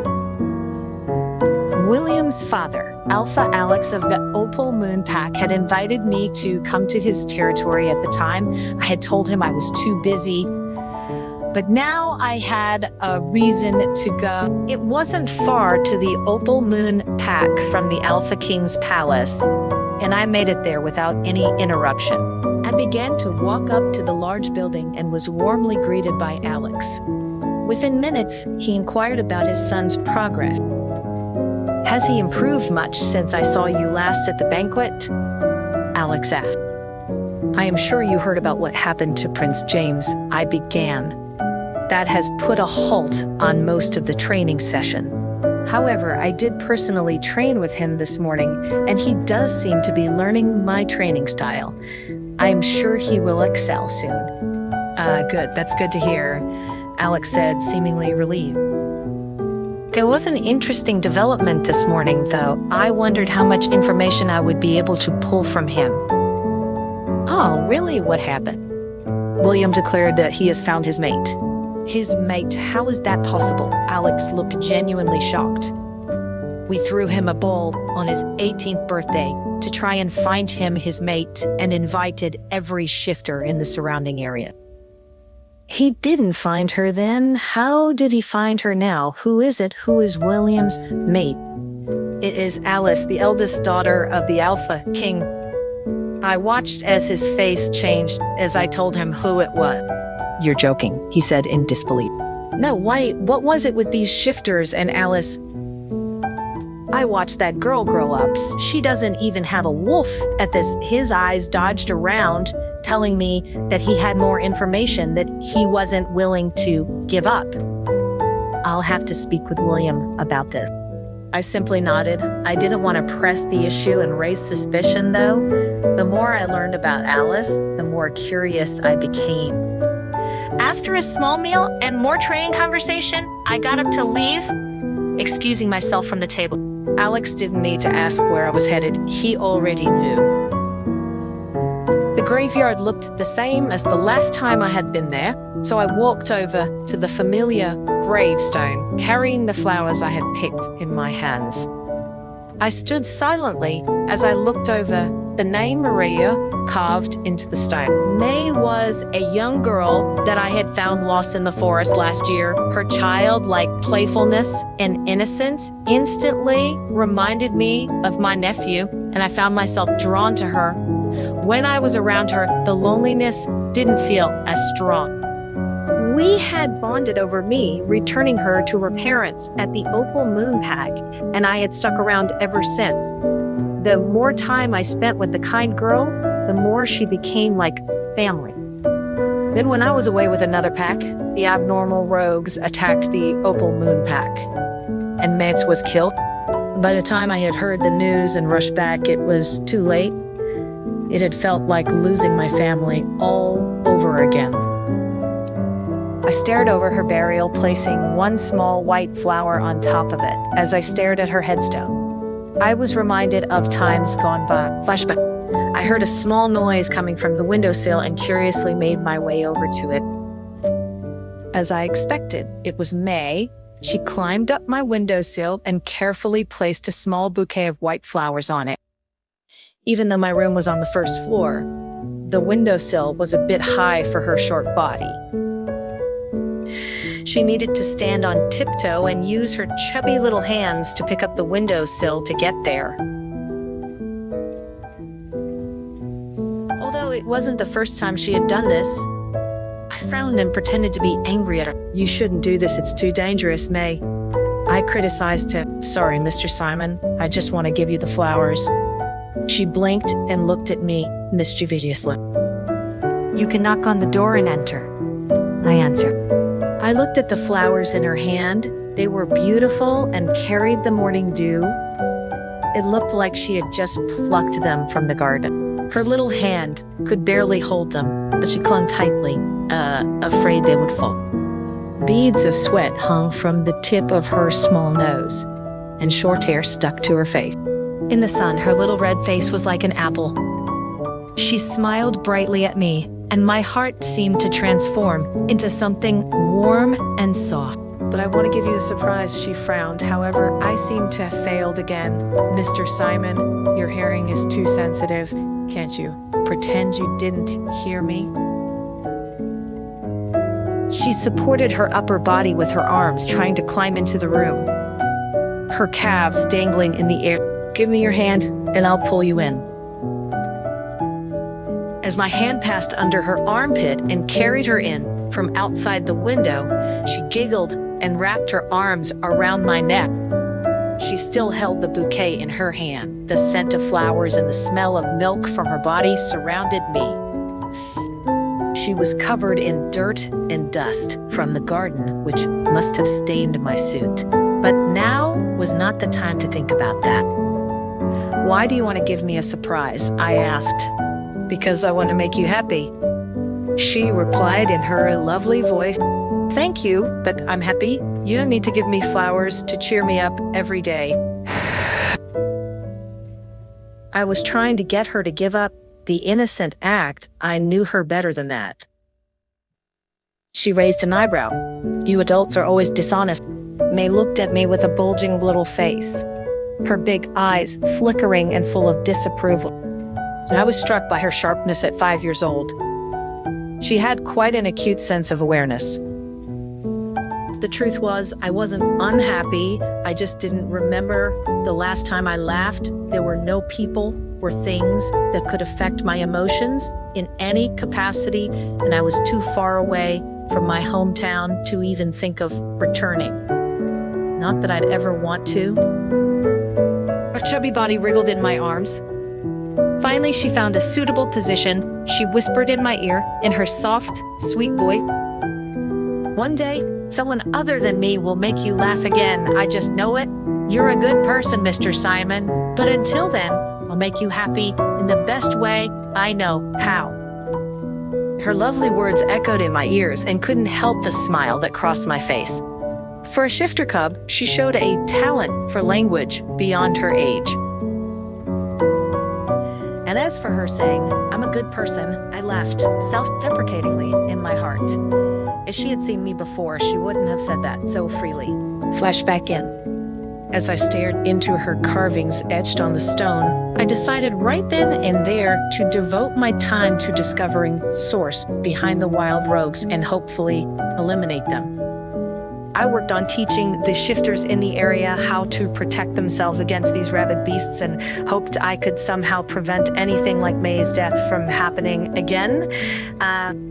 Until May, I hadn't really cared about what these rogues had done to the world. My world had already been broken. But she reminded me what it was to care about someone, to care about something, and I would respect her memory by protecting and preparing others. I stared at the grave again. I hadn't returned to the Opal Moon Pack in quite a while. The source of the rogues still eluded me, and I didn't want to admit this to May or her family. However, standing at the grave didn't bring me the guilt I expected. Instead, I felt more determined. I was reminded of my promise and reminded of my reasoning. I set the flowers softly on the earth with a sad smile. Hey, May, I whispered, how is heaven? I felt a cool breeze touch my cheek and a soft smile formed on my lips as I let it take over me. I missed her more than she'd ever known. On the way out of the graveyard, I noticed May's parents and quickly ducked behind a tree. Even from this distance, I could see that her mother was pregnant again. She smiled at her husband, and they looked genuinely happy again since Maya's passing. I didn't want to ruin that for them, so instead of disturbing them, I turned around. When I started to leave, my phone rang. Not many people called me, so it took me a second to find it. Most of the time, I even forgot I had one. When I finally found it, I saw the picture for Alan's contact on the screen. I had forgotten he was supposed to call with more information about the abnormal robe.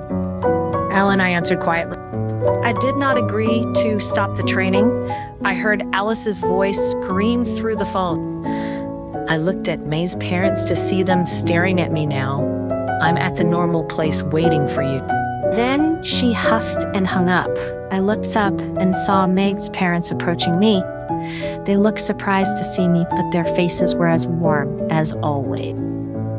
Simon May's dad said in greeting, "It's good to see you. Are you here to visit May?" Her mom asked.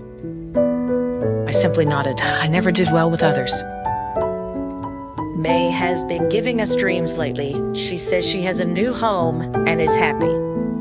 Her dad said as he grabbed his wife's hand in comfort, and I am with child. Again, May's mother beamed. We are happy. I'm glad, I said with a smile. I really was. Grief was not something I wished upon anyone. We're glad you are here. We wanted to ask if you would like to be our child's godfather. I looked at them in surprise. Godfather.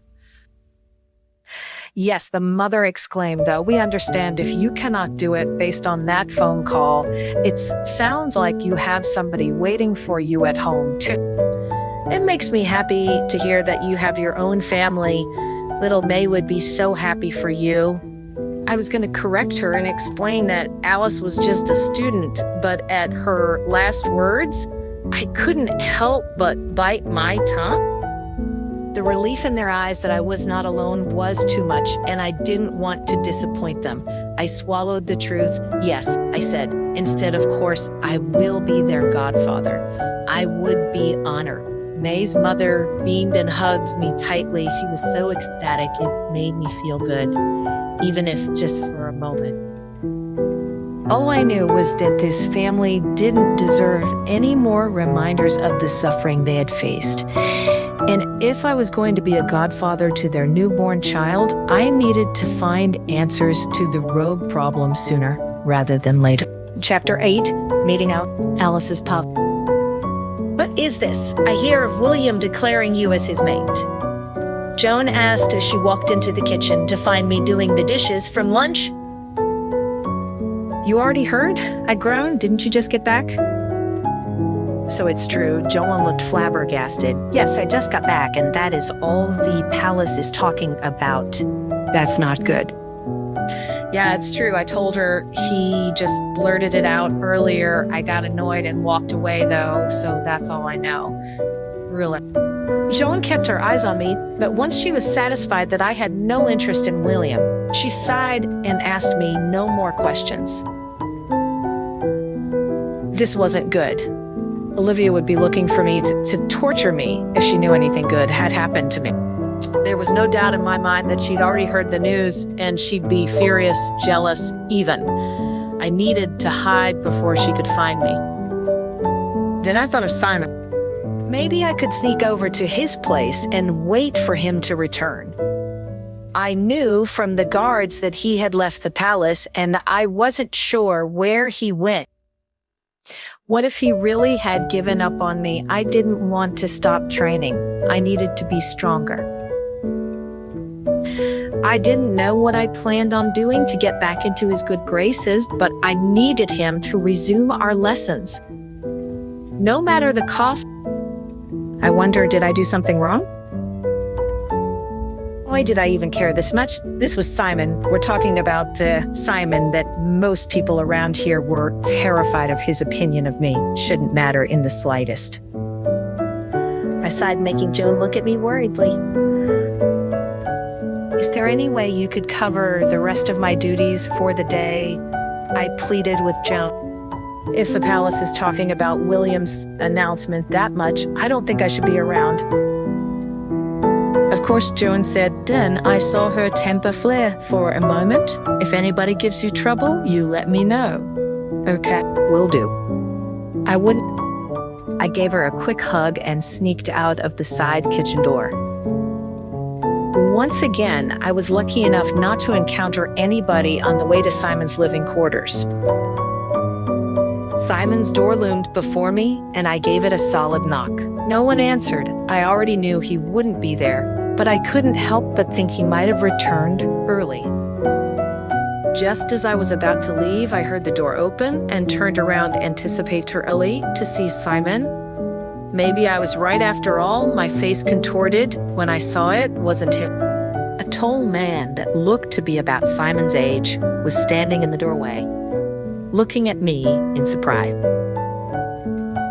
The next thing I knew, he was violently grabbing my arm and ripping me into the room. As soon as he shut the door, his question started. "Who are you?" he asked in a grumpy and irritable voice. "What are you doing here?" Who was he? That's what I wanted to know. He seemed to have free access to Simon's room, which was intriguing to me. I didn't remember ever seeing him around the palace before either. Making a decision to try and get more information, I turned on my acting charm and smiled. Hopefully he wasn't immune to it, like Simon. "I am Simon's lover." It was the first idea that had come into my head. The man was still gripping my wrist, and I felt it tighten. I let out a small gasp, as it felt like it might break.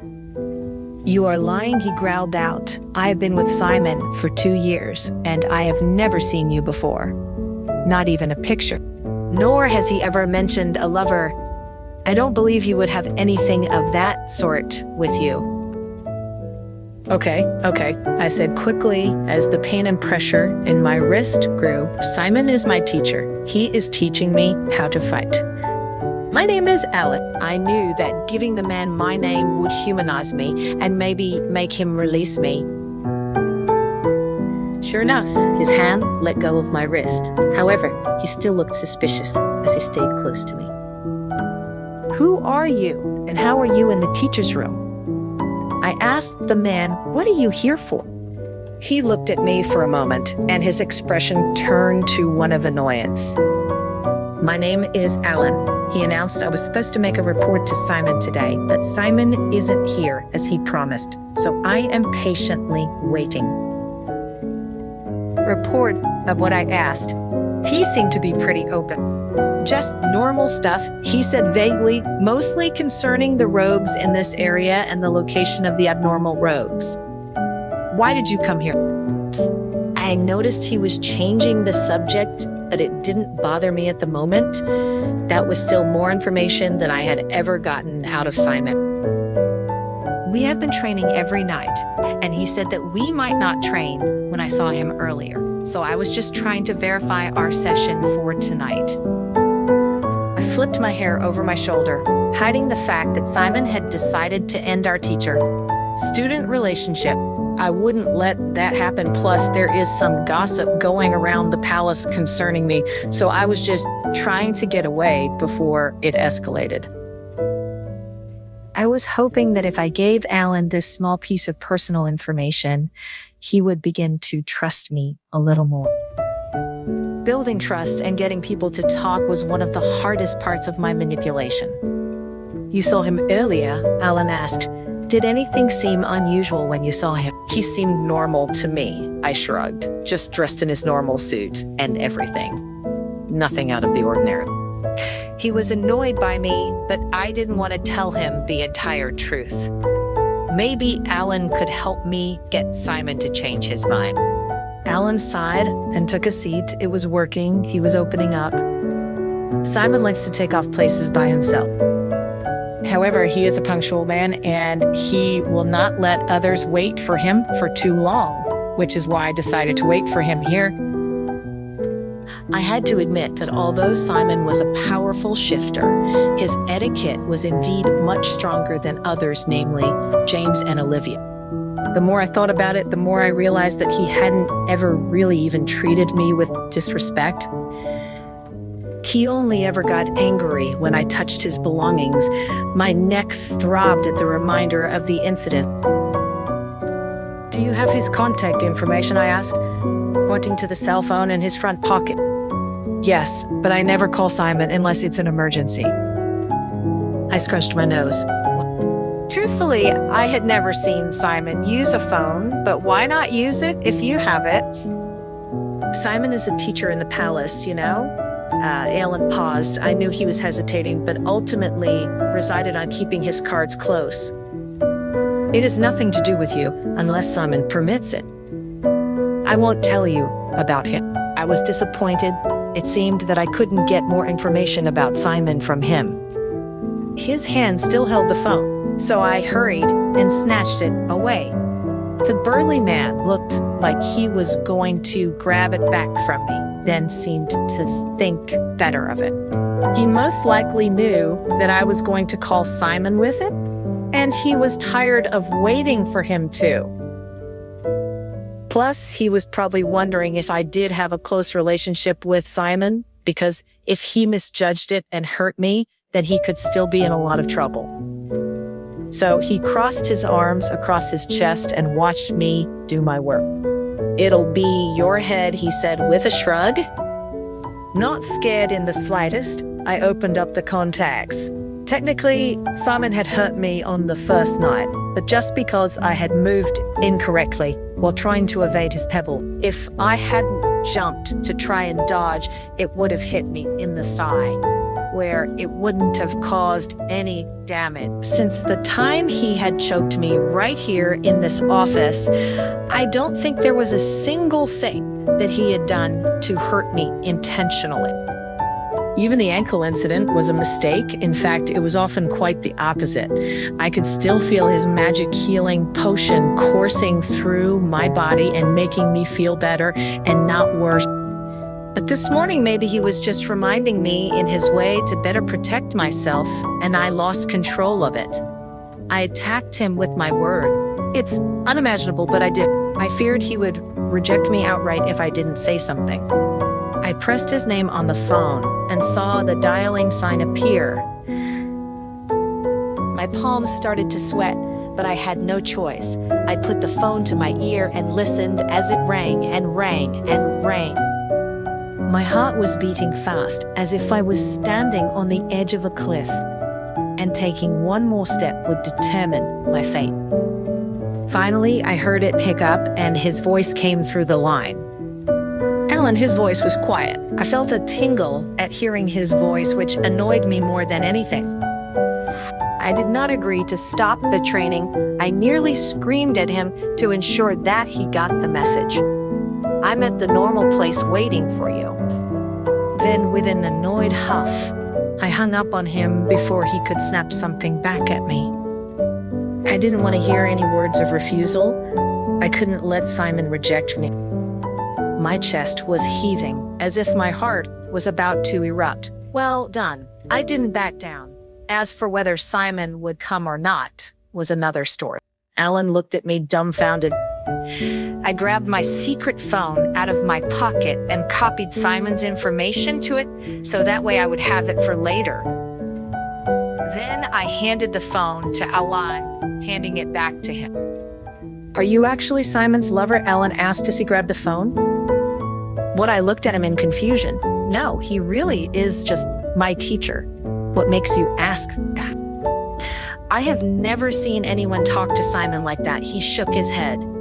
You either have a death wish or you like him. I felt the heat flush into my cheeks. Death wish, definitely. Alan just laughed. If you like him, you should know he has a photo in his wallet, Alan stated. I was surprised Alan knew the photo too. That picture was the reason I was almost killed by Simon. But I still didn't know what the woman in the photo had to do with him. Before this, I wasn't interested in it. But now, I couldn't deny that my heart had skipped a beat. And of course, I know that photo. I rubbed my neck subconsciously. Alan looked at me as if he knew everything. I think that beautiful woman is Simon's mate. Alan's words made my hand freeze. I never thought about it. The whole maid thing, I was not interested in shifter bonds.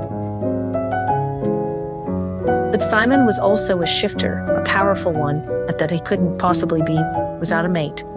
He was not like me, forgotten by the moon goddess. Where's his mate? I asked. I wanted to hide my curiosity. I knew that as a student, it's normal to care about a teacher's mate. But truthfully, I didn't just have curiosity.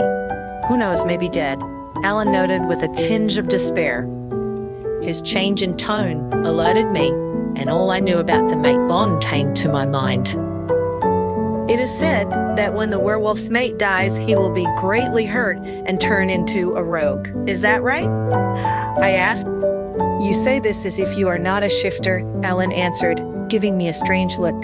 Then he sighed. But yes, essentially. They turn rogue and lose their minds. My eyes widened. Does that mean Simon was formerly a rogue wolf? No, I don't think so. Simon is a great shifter. He's strong, and I don't think he would ever reach that level of despair. I'm talking about myself. I used to be a rogue wolf. Simon saved me from the brink of insanity. Honestly, Simon is my savior. Simon was a savior.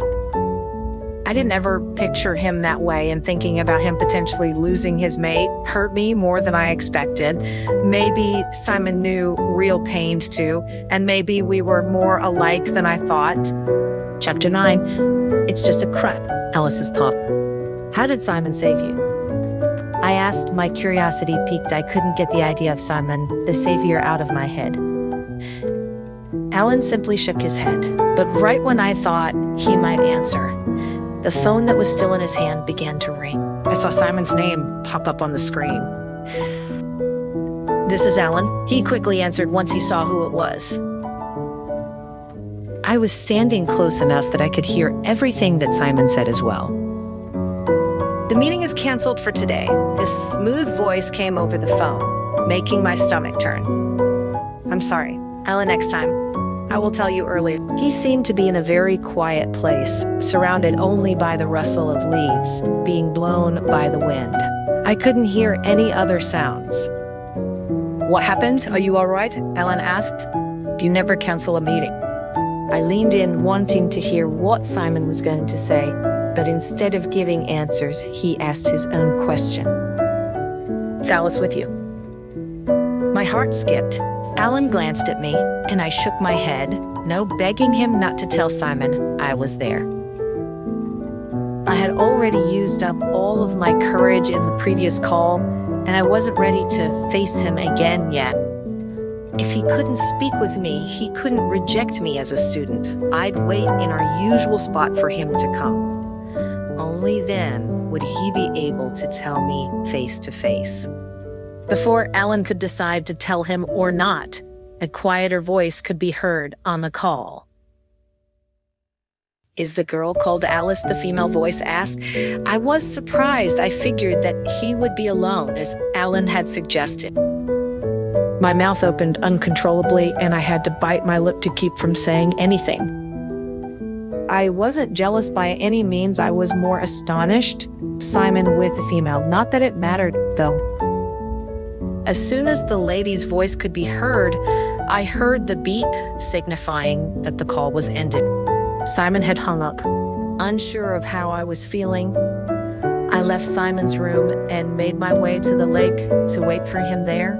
Who had that woman been? I shook my head and banished the thought from my mind. It's none of my business. I just wanted to leave the palace.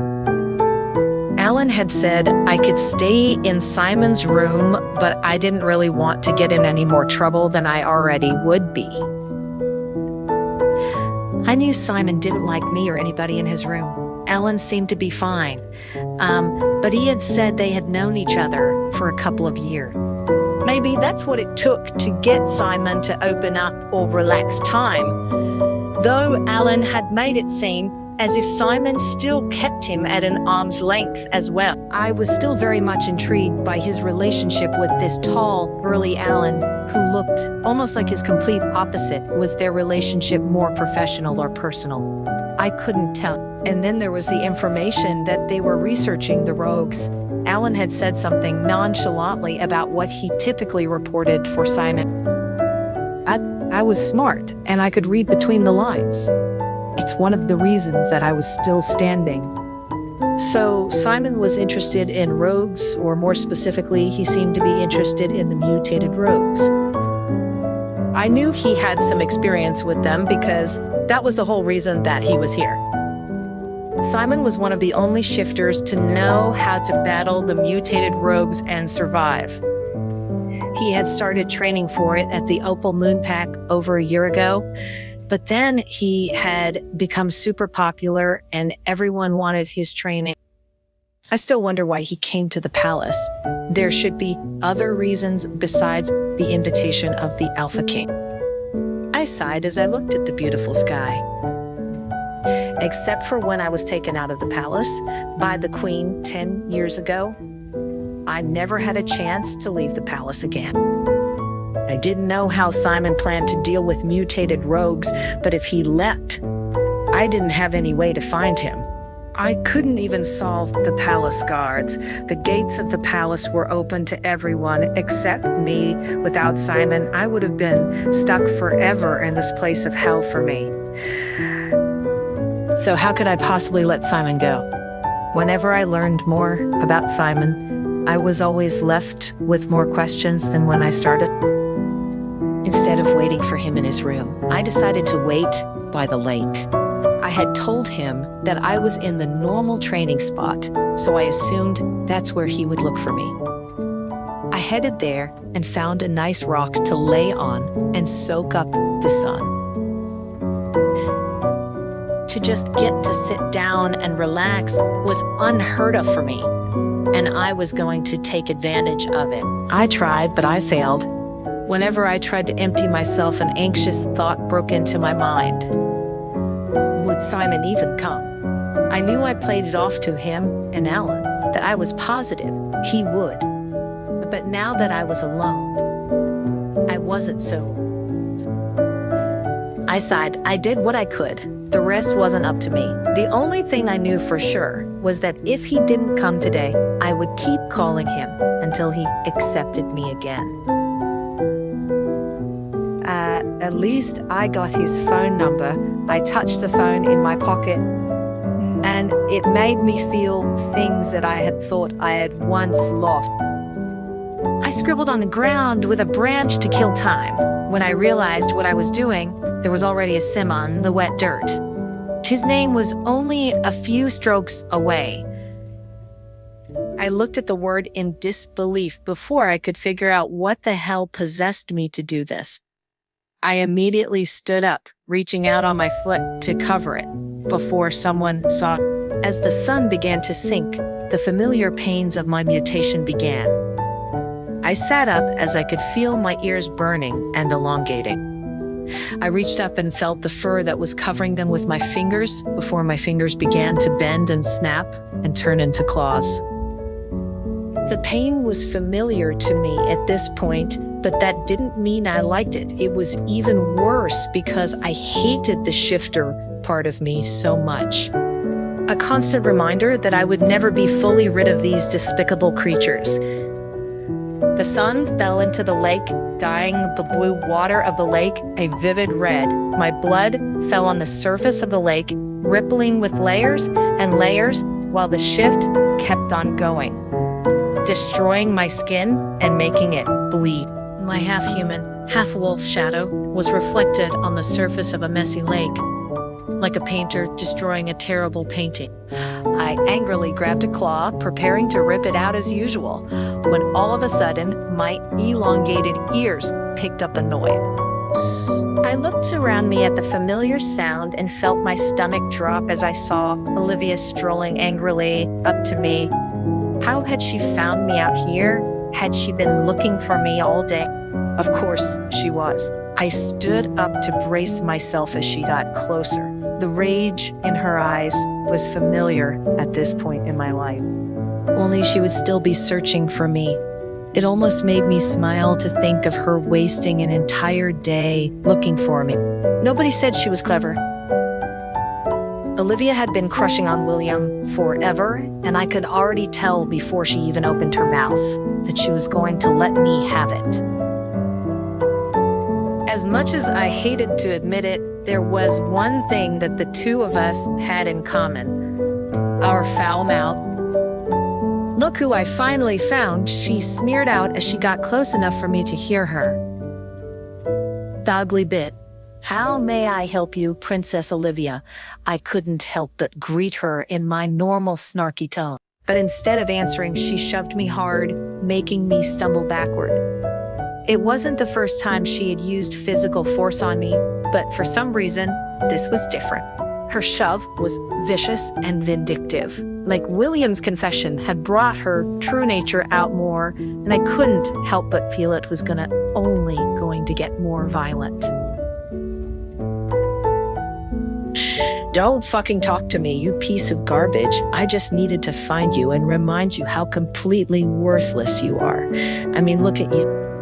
And I knew she was referring to the mutations that I hadn't been able to get rid of yet. I put my claws together self-consciously, even though I knew I shouldn't let her get to me. She was just jealous. She forcefully grabbed my arm and squeezed it so hard that I swore I'd lose blood circulation. I winced in pain, which only made her smile and press even harder. What am I hurting you, you useless freak? Come on, show me your claws. I'd love to see how fucked up you are when you turn. She spit in my face as she spoke and then slapped me. The burn from the impact was painful, and I winced at it. Her grin was sadistic, and her laughter was somehow even darker. I tried to control myself. I wouldn't allow the pain to force a change. I took a step back each time she advanced me. I glanced around at my surroundings, taking in anything that could be used for my benefit. The question wasn't if she would attack me, but when I noticed a decent-sized mud hole near the lake's edge and directed my body toward it. You don't even have a wolf, you just have these filthy mutations that are honestly just disturbing. You're a freak.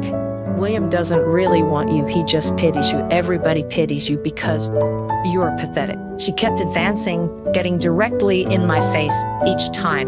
You are defective, and even if William really did believe you were his mate, there is no way you could complete the match.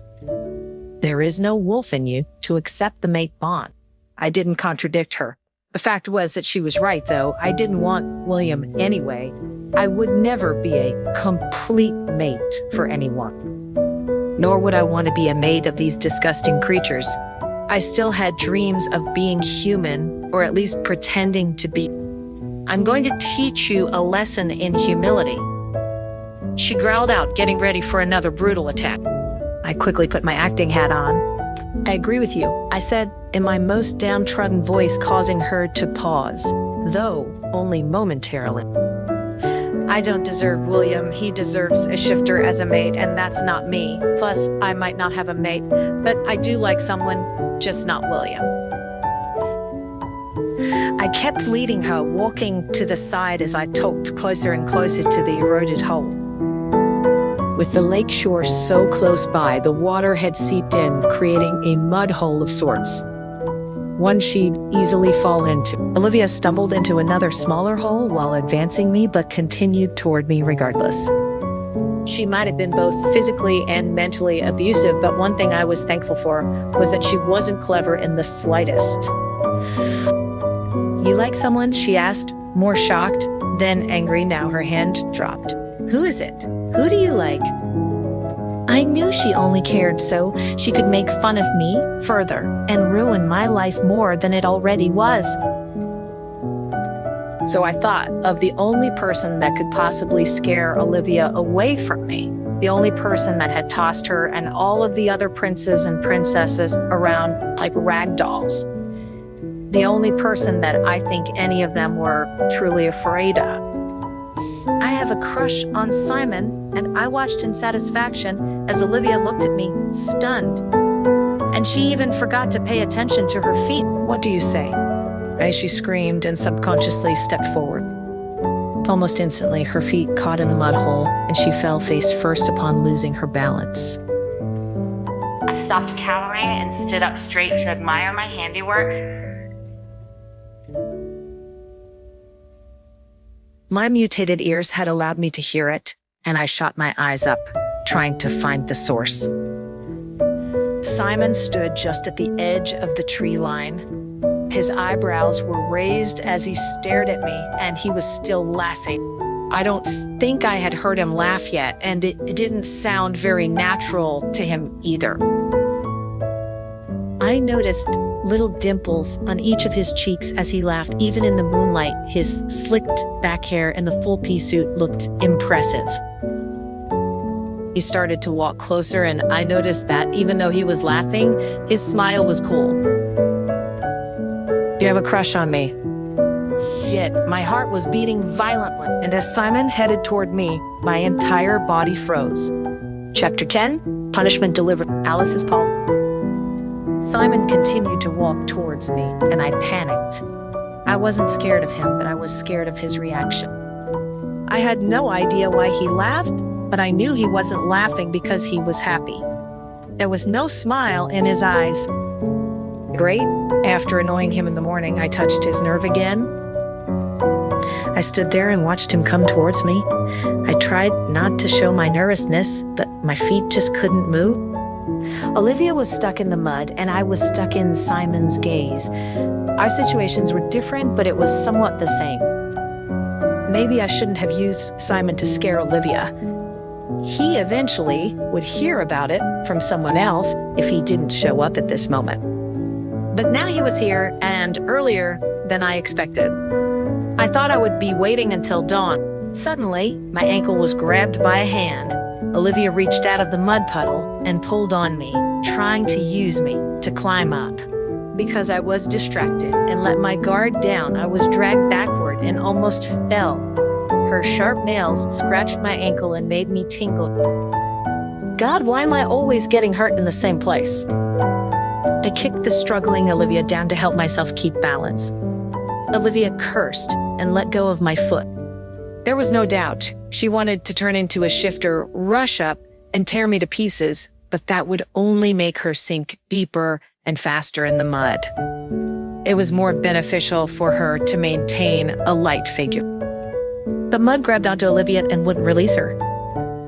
Ugly bitch, help me out, she shouted, the anger in her eyes evident. When I get up, you will definitely be punished, you stupid pig. Why are you just standing there? Yeah, help me. Princess Olivia, I said, pretending to be concerned. Oh my, what can I do? Stupid bitch, pull me out, don't you have your damn eyes? Olivia cursed at me loudly and struggled, but it only made her fall faster. Muddy water splashed on her face, hitting her eyes and mouth. But despite it all, she continued to insult me with horrid words. Princess Olivia, I can't pull you out. You know, I'm not as strong as you. I explained expressionlessly. Stupid bitch, can't you ask someone for help? She screamed while spitting muddy water. It was about to flood her mouth. I saw nothing in her expression but pure rage. She wasn't scared that she might die. She was angry that I was the one that put her in that position. I considered being the bigger person and helping her. But then I remembered all the times she had beaten me to within an inch of my life. The second she got out of that hole, she would attack me twice as hard, and I couldn't let that happen. Not anymore. And even if I ran to ask for help, how could those shifters help me? Thanks to their years of bullying, no shifter would even think of listening to me. They would only think that another good show was about to begin. This was the bitter fruit of Olivia's brewing. I used my claws to slide back away from the mud hole, and then I stood up. It was only then that I remembered Simon here. He saw what I was again.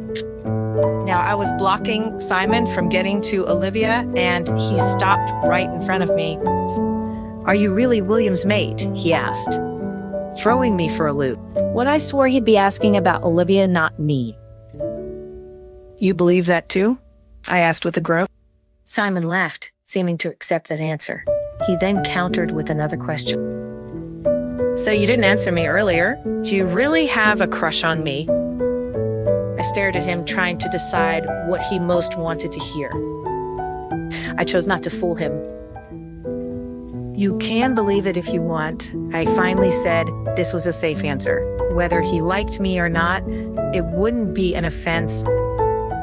I didn't forget that my goal tonight was to get him to agree to continue teaching me, and in doing so, I needed to please him no matter what.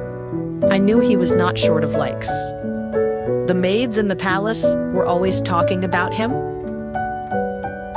As long as he put away his indifferent attitude, countless women would be willing to climb into his bed. But still, I needed every advantage I had. Mr. Simon, you are the most respectable person I have ever met. A great good man. If possible, can you continue to be my teacher? I know I offended you in the morning, and I have done a serious introspection. But you must know that it doesn't mean I do not trust you, but I have subconsciously regarded you as a close elder, I said in my sweetest voice. An elder, am I that old? He asked. No, I mean, you are mature. You are my respected teacher. I clarified. He smiled, and I knew that he didn't believe me. How was this man so immune to my bullshit? Granted, maybe he just didn't believe anyone like me. He was not a simple person. Maybe he understood me more than I knew. I honestly didn't know if I could recognize the truth anymore. Maybe Simon would help me discover it. Just as I thought that Simon charged at me, I had never actually had hand-to-hand combat with him, and now I saw what all of the hype was about. I somehow managed to dodge his first blow. But once I saw the claws sticking out of my hands, I stiffened up. Simon took instant advantage of this and knocked me aside without so much as a wrinkle in his suit. As soon as I was out of the way, he took it as an opportunity to save Olivia from the mud hole. I glared as I watched him help another of my lifelong abusers escape punishment. Olivia was exhausted at this point from trying to fight against the mud. She opened her eyes to see that Simon was rescuing her and proceeded to faint. Simon easily grabbed her and pulled her from the mud hole in one smooth pull. I was pettily satisfied to see his nice suit get covered in mud, not so perfect anymore. I rolled over and got to my feet, still glaring at the man that seemed to be dead set on ruining my life.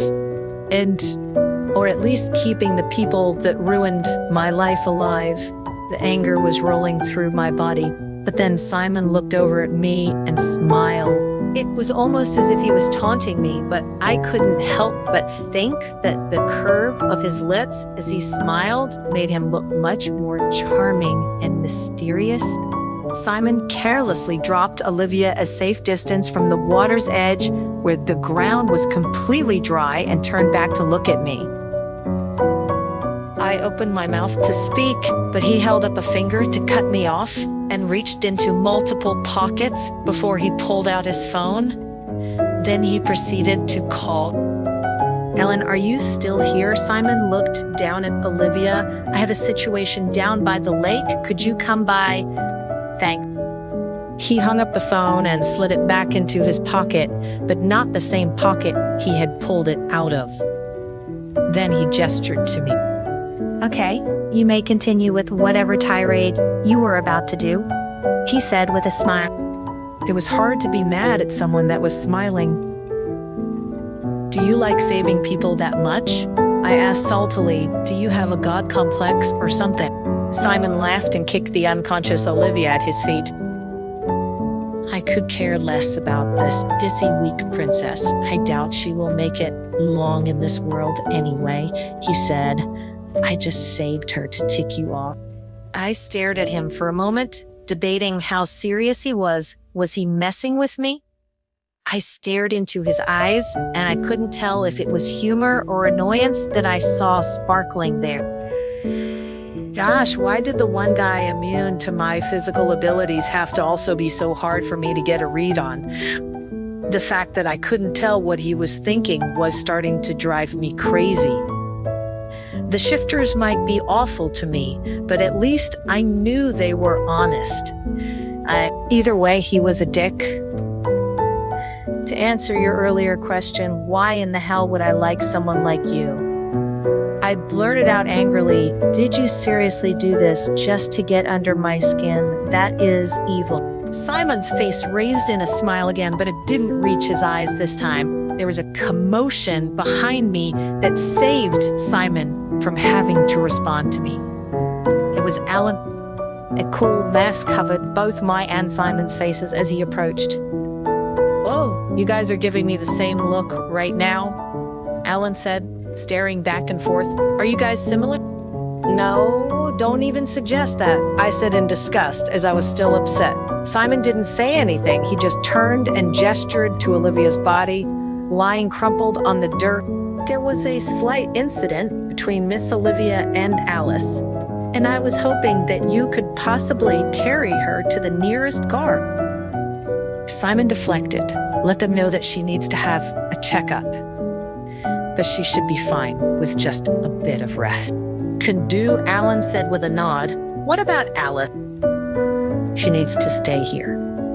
Simon's eyes drifted back to me. "She still needs to be punished." My stomach dropped. Alan just nodded and gave me a sympathetic look before hauling up Olivia and taking off. I stood there nervously. As I had said earlier, I didn't really believe that Simon would hurt me, but my body had a natural response to the word punishment at this point. I looked down at my hands and realized they were still claws. I instantly grabbed one and started to rip it out as Simon watched. In relief, I felt the mutation fading as the pain brought me back. I took a couple of steps forward to wash my hands in the lake, attempting to get rid of all of the blood. "Why don't you take advantage of your mutations?" Simon asked into the silence you always rejected. "Even when you were fighting me, you could have used those things to help you win."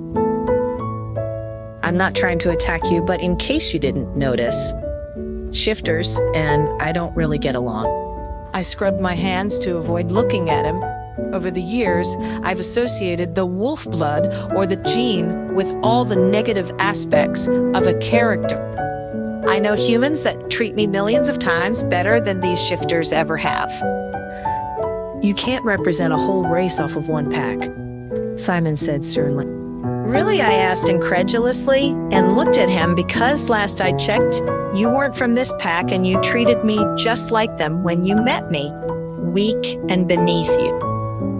Simon looked contemplative as I talked, as if he was just trying to understand me.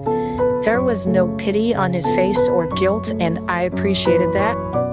"Did I treat you negatively though?" Simon asked, "besides calling you weak?"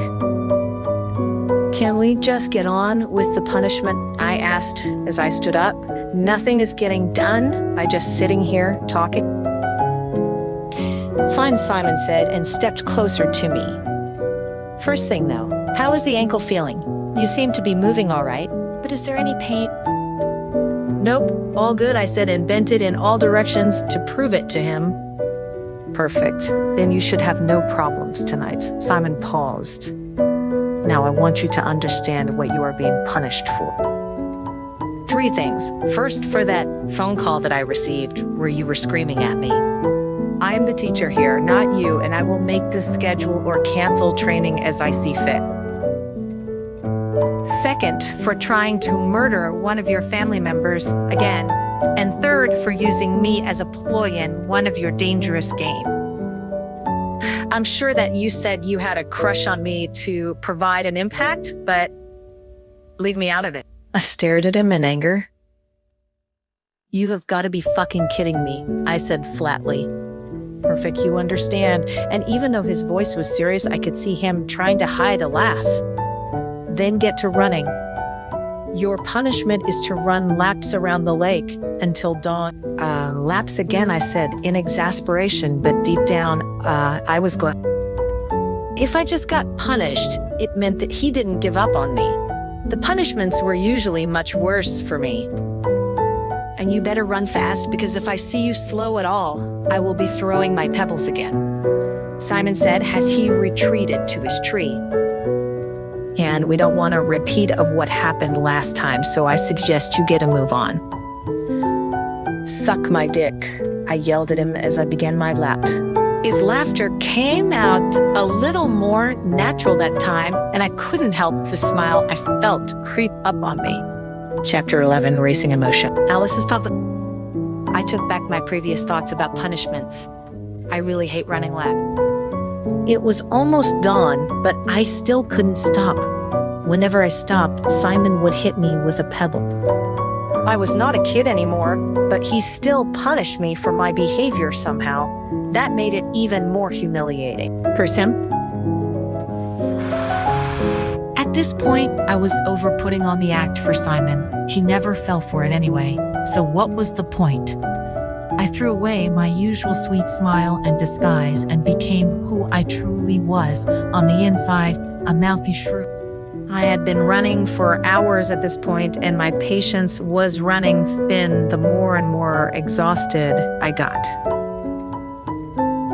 I never took my eyes off him, and I scolded him every time I ran by the tree that he was leisurely sitting in. Once more. I can't believe you saved Olivia. Didn't you hear what she was yelling at me? Oh, I said the 30th time I had run past, but Simon had no reply.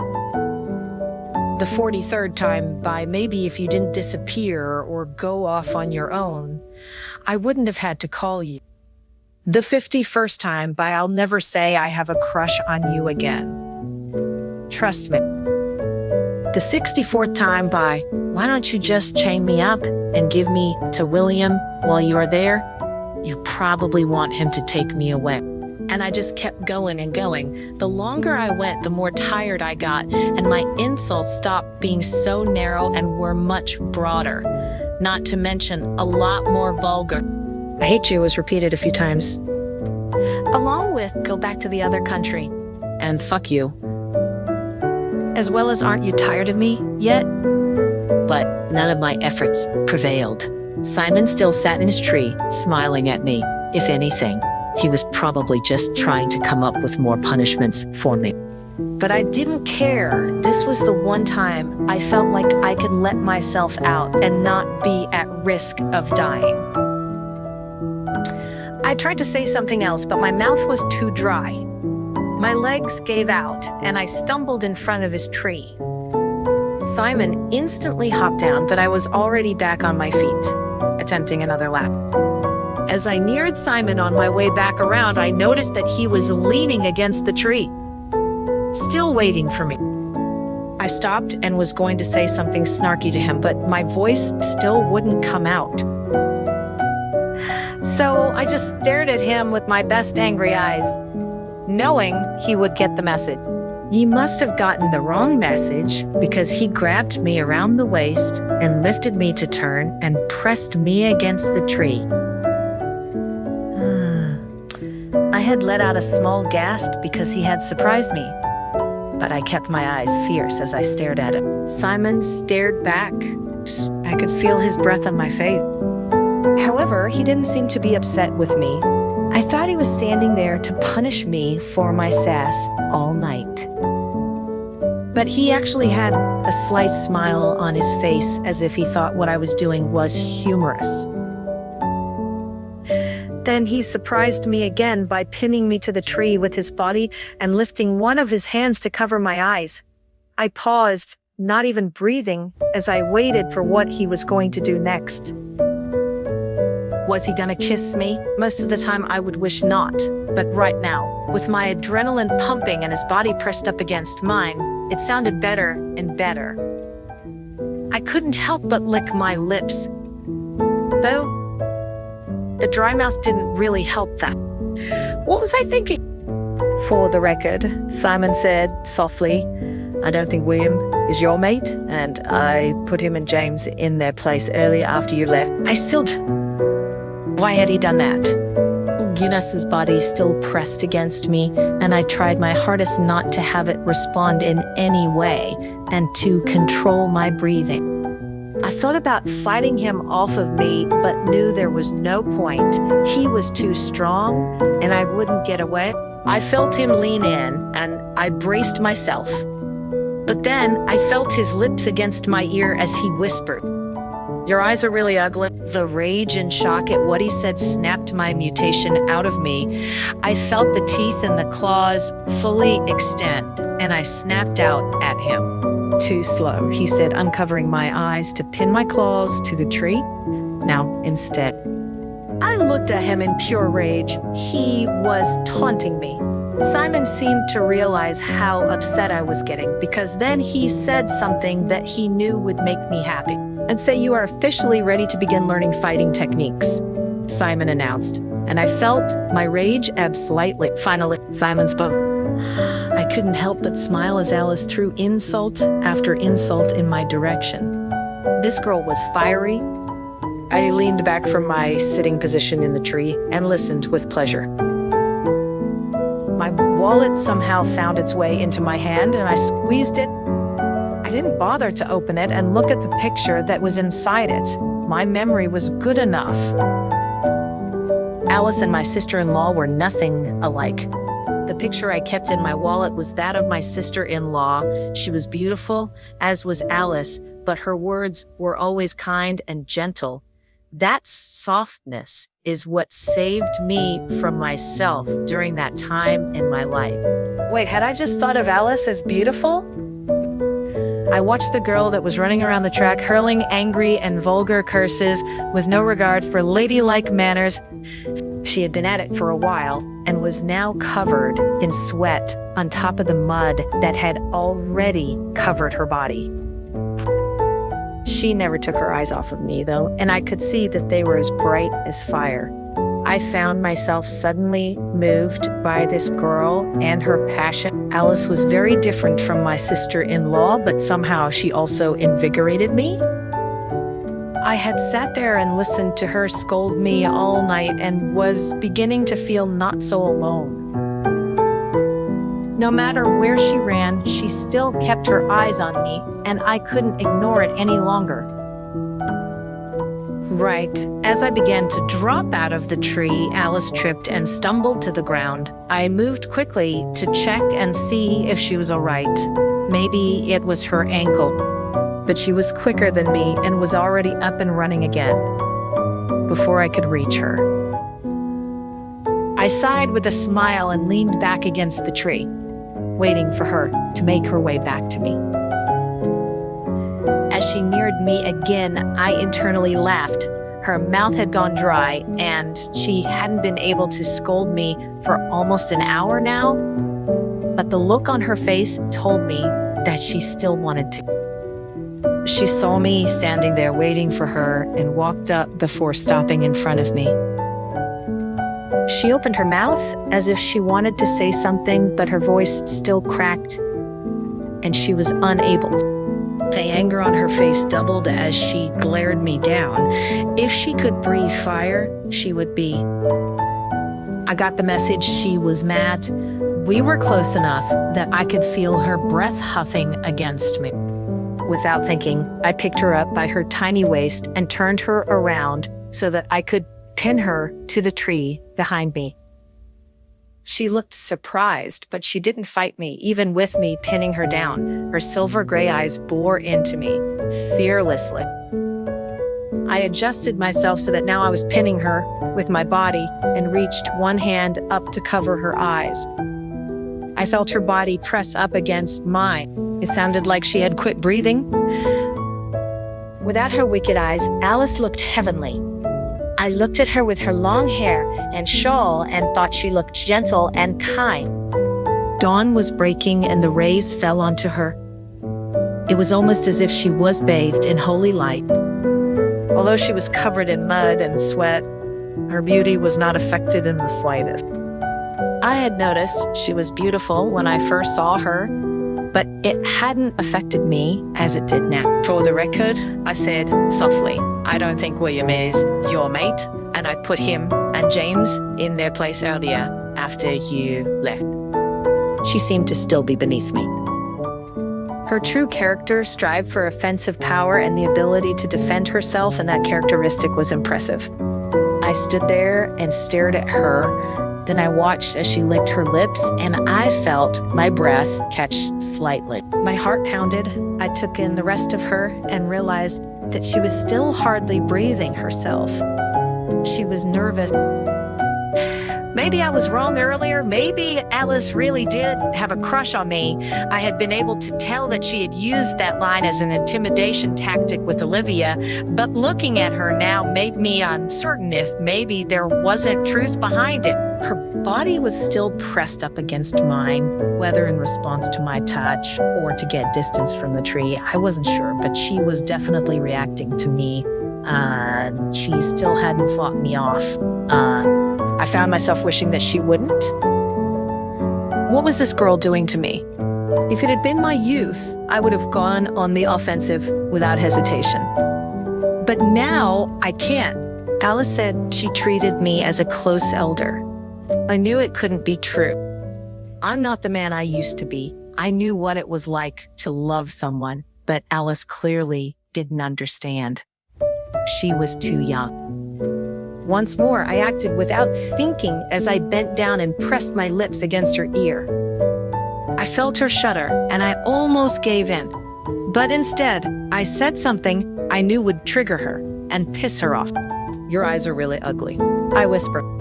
I heard a growl rip from her chest and felt her body shudder. The mutation was happening just as I had planned. She snapped at me with wolf fangs, and I quickly reacted. I pulled my head back and readjusted so that I was now pinning her wolf claws to the tree as well. She stared at me with wild eyes. "Too slow," I teased, and I felt her attempt to shove me off. But my body was pressed firmly against hers, keeping her in place. Her eyes burned even brighter, and I saw fur start to pop up over her gorgeous face. I wondered how far the mutation would go, but now was not the time to figure that out. So instead, I worked on calming her down. "I'd say you are officially ready to begin learning fighting techniques," I announced, watching her rage ebb slightly. Alice was not simple by any means, but I was starting to understand her. Now I just needed to understand what she was. After our training session, Alice left to go and, as she put it, crash for as long as humanly possible. In turn, I headed into my office. I wouldn't show it to anyone, but I was exhausted as well. The late night training with Alice was starting to take its toll on me. I could stop training Alice and get some of my free time back, but even thinking that made my body crawl. I can't abandon her now, I whispered to myself in the dark office. At my words, I felt a rush of power and looked to my side to see a portal opening. After it was fully open, I watched as Sophia stepped through. She had a smile on her face. "Hello, Simon," the older witch said as a greeting. Sophia was a witch from my original continent, and she was the reason I was here. She had thought it was a good idea for me to get some space from my family after everything with my older brother had happened. My family had always been close to her, and she had a soft spot for me. After a whole night of remembering my past, more specifically, the people in my past, I was excited to see her. "Sophia, any news?" I asked, trying not to sound eager. "Your brother and sister-in-law wanted me to tell you they miss you very much and constantly ask when you will return." Sophia stepped away but left the portal open behind herself. "When my business is done here, I'll come back." I told her, slightly annoyed she already knew that. "You always have been a stubborn boy, even when you were a child," she said with a genuine smile. "Fine, I have other news for you too." Then I found some answers for what you asked me to look up. My interest was piqued. Go on. "I have been able to determine from the blood sample that you gave me that the mutated rogues are related to the human race. It doesn't look as if they were born with any natural wolf genes," she explained. "I also discovered that many humans are hiding around the palace where you are staying. What about you? What have you discovered so far in this location?" "I found a girl in the palace that I think might be related to the mutated rogues," I explained to her. "Everyone says she does not have a wolf, but I have seen her body transform in sections as I have watched her. She is the oldest daughter of the Alpha King, but he is extremely vague whenever I have asked him questions pertaining to her. The alpha of the pack I had been staying with seemed to know more as well. Last year, when this pack experienced its first mutated rogue attack, he seemed to be familiar with their kind. I have begun to train her in hopes that I will learn more about her and them. Alice is picking up everything very quickly and seems to have a higher tolerance for pain. Though I'm not sure if that is from her mutation or from the treatment she receives from the pack. It sounds like you are growing attached to her, Sophia suddenly said, startling me. I glared at her in surprise. I knew the obvious answer, but I still didn't want to admit it. I had always let my emotions get the best of me when I was younger, and I was trying not to do the same. Now, she is my answer, I stated simply, which was half true. If you say so, she gave me one of her mischievous grins, the one that I had picked up as a child. Don't forget where you belong. And with that, she disappeared back through her portal, gone just as quickly as she came. Chapter 12, A Little Revenge. Alice's pop. I wiped the sweat off my brow and brushed the dirt off of my hands. The sense of accomplishment I felt as I looked at my final trap made it worth it. The last few nights had been full of Simon teasing me, so I decided that I was going to get him back. After the night when he made me run until dawn, we officially started combat lesson. However, it wasn't in the way I was expecting or hoping.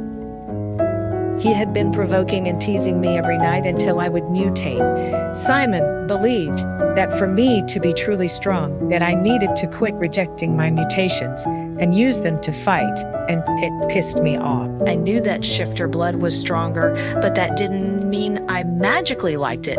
So he had to provoke me every night in order to get me to change. Simon would corner me or rush me or do whatever he thought necessary until I would shift. Most of the time, it was rage that caused me to shift, but occasionally it was pain as well. Or even surprise if he had reacted in a way I wasn't expecting. Like when he had hugged me. I shook my head and looked around myself. After last night, I had made the decision that I was not going to lose so easily to him again. So I had found time to sneak away from my duties to come and set some traps for him. If he tried to come at me tonight, I would lead him into any one of these traps. And hopefully that would give me the upper hand and I would finally get a hit on him at least. I wasn't naive enough to believe that I could beat him yet. Done with all of the traps, I set off back to the palace to wait until our training time. As I neared the palace, I could hear the sounds of a skirmish from the training grounds. I slid behind a tree, hoping that I would be able to watch some. The rest of the princes and princesses had still not returned for training, so it was just a small group containing Simon, William, James, and Olivia. Olivia seemed to be standing back, letting the boys fight. William and James, on the other hand, kept charging at Simon, attempting to catch him. Simon, in his wrinkle-free suit, evaded and dodged them as if it was nothing. Then after a few minutes, he smacked down hard on the back of their heads, dropping them to their knees. "That's enough for today, boys," Simon said with a sigh. "I am expecting more progress the next time I see you. I have been here for weeks, so you should be able to at least land a hit on me if you don't improve. I fear that I will have to drop you from my program." And with that, he walked away from them and towards the castle. Olivia darted off ahead of him, not wanting to get the same lecture. It took James and William a moment longer to stand up and collect themselves before they started to head off as well. With Simon gone, they began to talk smack. "That guy is a fucking asshole," James growled. "Just once, I want to knock him on his ass and see what he has to say then." William grumbled in agreement. "He hates us." "Maybe it isn't hate. Maybe he just has a crush on us," James said nastily. we did see him hugging that dude by the lake last night. I looked down at myself, dressed in my men's clothes for training. Simon had hugged me by the lake last night. They must have misunderstood and thought I was a guy. It was pretty dark last night with the moonlight covered with clouds. Seemed pretty intimate to me, man. James continued, he's probably gay and just has the hots for us. Yeah, maybe you're right, William said, agreeing with him as always. I bet if we tell my dad he'll get rid of him. I could barely hear James as they got too far away. I watched as they entered the palace. I couldn't help but laugh once they were gone. Simon Gay, even though he had never given me the feeling that he was into romantic relationships in general, the idea of him liking guys was unfathomable. Or maybe I just didn't want to believe it. I shook my head and went to my room to pass the time and then left again to head to training. The sun wasn't all of the way down yet, but I was impatient, especially since now I wanted to tell Simon all the gossip I had just heard. Simon wasn't outside at the lake yet, so I walked to his room and knocked on the door.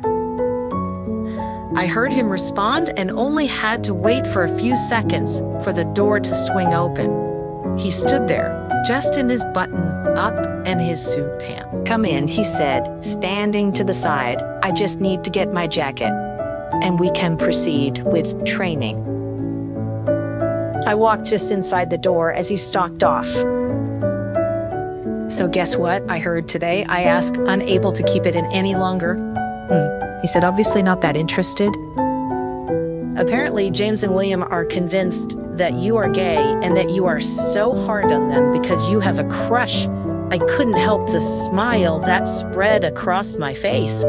Simon actually looked at me, giving me his attention. He looked genuinely confused. "Why would they have an idea like that?" he asked.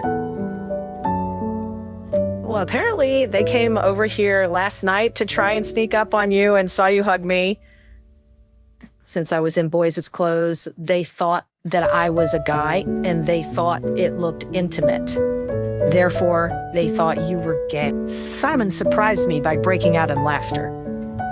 "So what you're telling me is that they thought you were a boy?" The amusement was clear on his face. "That's what you get out of that." I asked in exasperation, not the gossip about you, but the part about me. Of course, I don't care what people think or say of me, and I believed him. But what they said about you is classic. "Thanks for the support." I crossed my arms across my chest. "Wait here, I have the perfect thing for this," he said, and ducked out for a moment. He returned just a moment later, holding another one of his vials in his hands. He held it out to me, but I hesitated in grabbing it. "What is it?" I suspiciously asked. "It's a potion for disguises," Simon said, and he couldn't hide the smile on his face. "Just trust me." I didn't trust him, though I didn't trust anyone. Realizing that I wasn't going to take it willingly, he suddenly tackled me to the floor and pinned my arms down with his knee. I watched in horror as he took the stopper out of the vial and poured the contents into my mouth. I coughed and sputtered as he released me from his pin, but the damage had been done. I could still taste the vile potion on my tongue. "What was that?" I gasped between coughs. "What did you do to me?" Simon continued to laugh as he stood up and pulled me up with him. "It's just to help you look like a guy," he said, and I looked at him in shock. I hadn't seen this playful side of Simon yet, and I didn't know what to think of it. The only thing that made me not attack him right now was the fact that he was laughing. He didn't do it much, and I thought it sounded nice. "What exactly does it do?" I asked, but the tingling on my chin gave me my answer before Simon could. I put my hand on my chin and felt long, beautiful hair growing out slowly. It was my normal human hair, though, It wasn't the thick, coarse shifter hair that came about during one of my mutations. Simon had given me a beard. His laughter doubled. A beard, I shrieked, an octave higher than normal. I didn't see myself as conceited or focused on my looks, but I knew that I was a beautiful girl, which was the one thing I could always rely on. My beauty has saved me multiple times throughout the year. How was I supposed to trick people into helping me if I had a beard? I'd be hideous. That's not even the best part. Simon said through his laughter, you can't shave that beard either, because it is magical and will keep growing back. I stared at him in horror. Simon looked at me again and laughed, and I instantly turned self-conscious. I turned and ran out of his room, forgetting all about the plans to train for the night.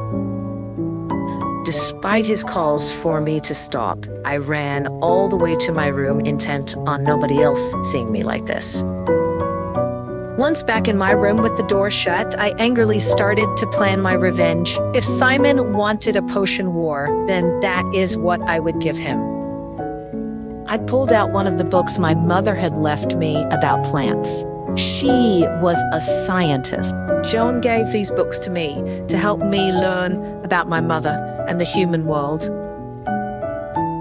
She told me that it was a gift from her. I wasn't sure if these books would ever come in handy, but over the years I had learned a few things and used the recipes inside to concoct potions to get revenge on Olivia and James. Only now Simon was at the top of my list.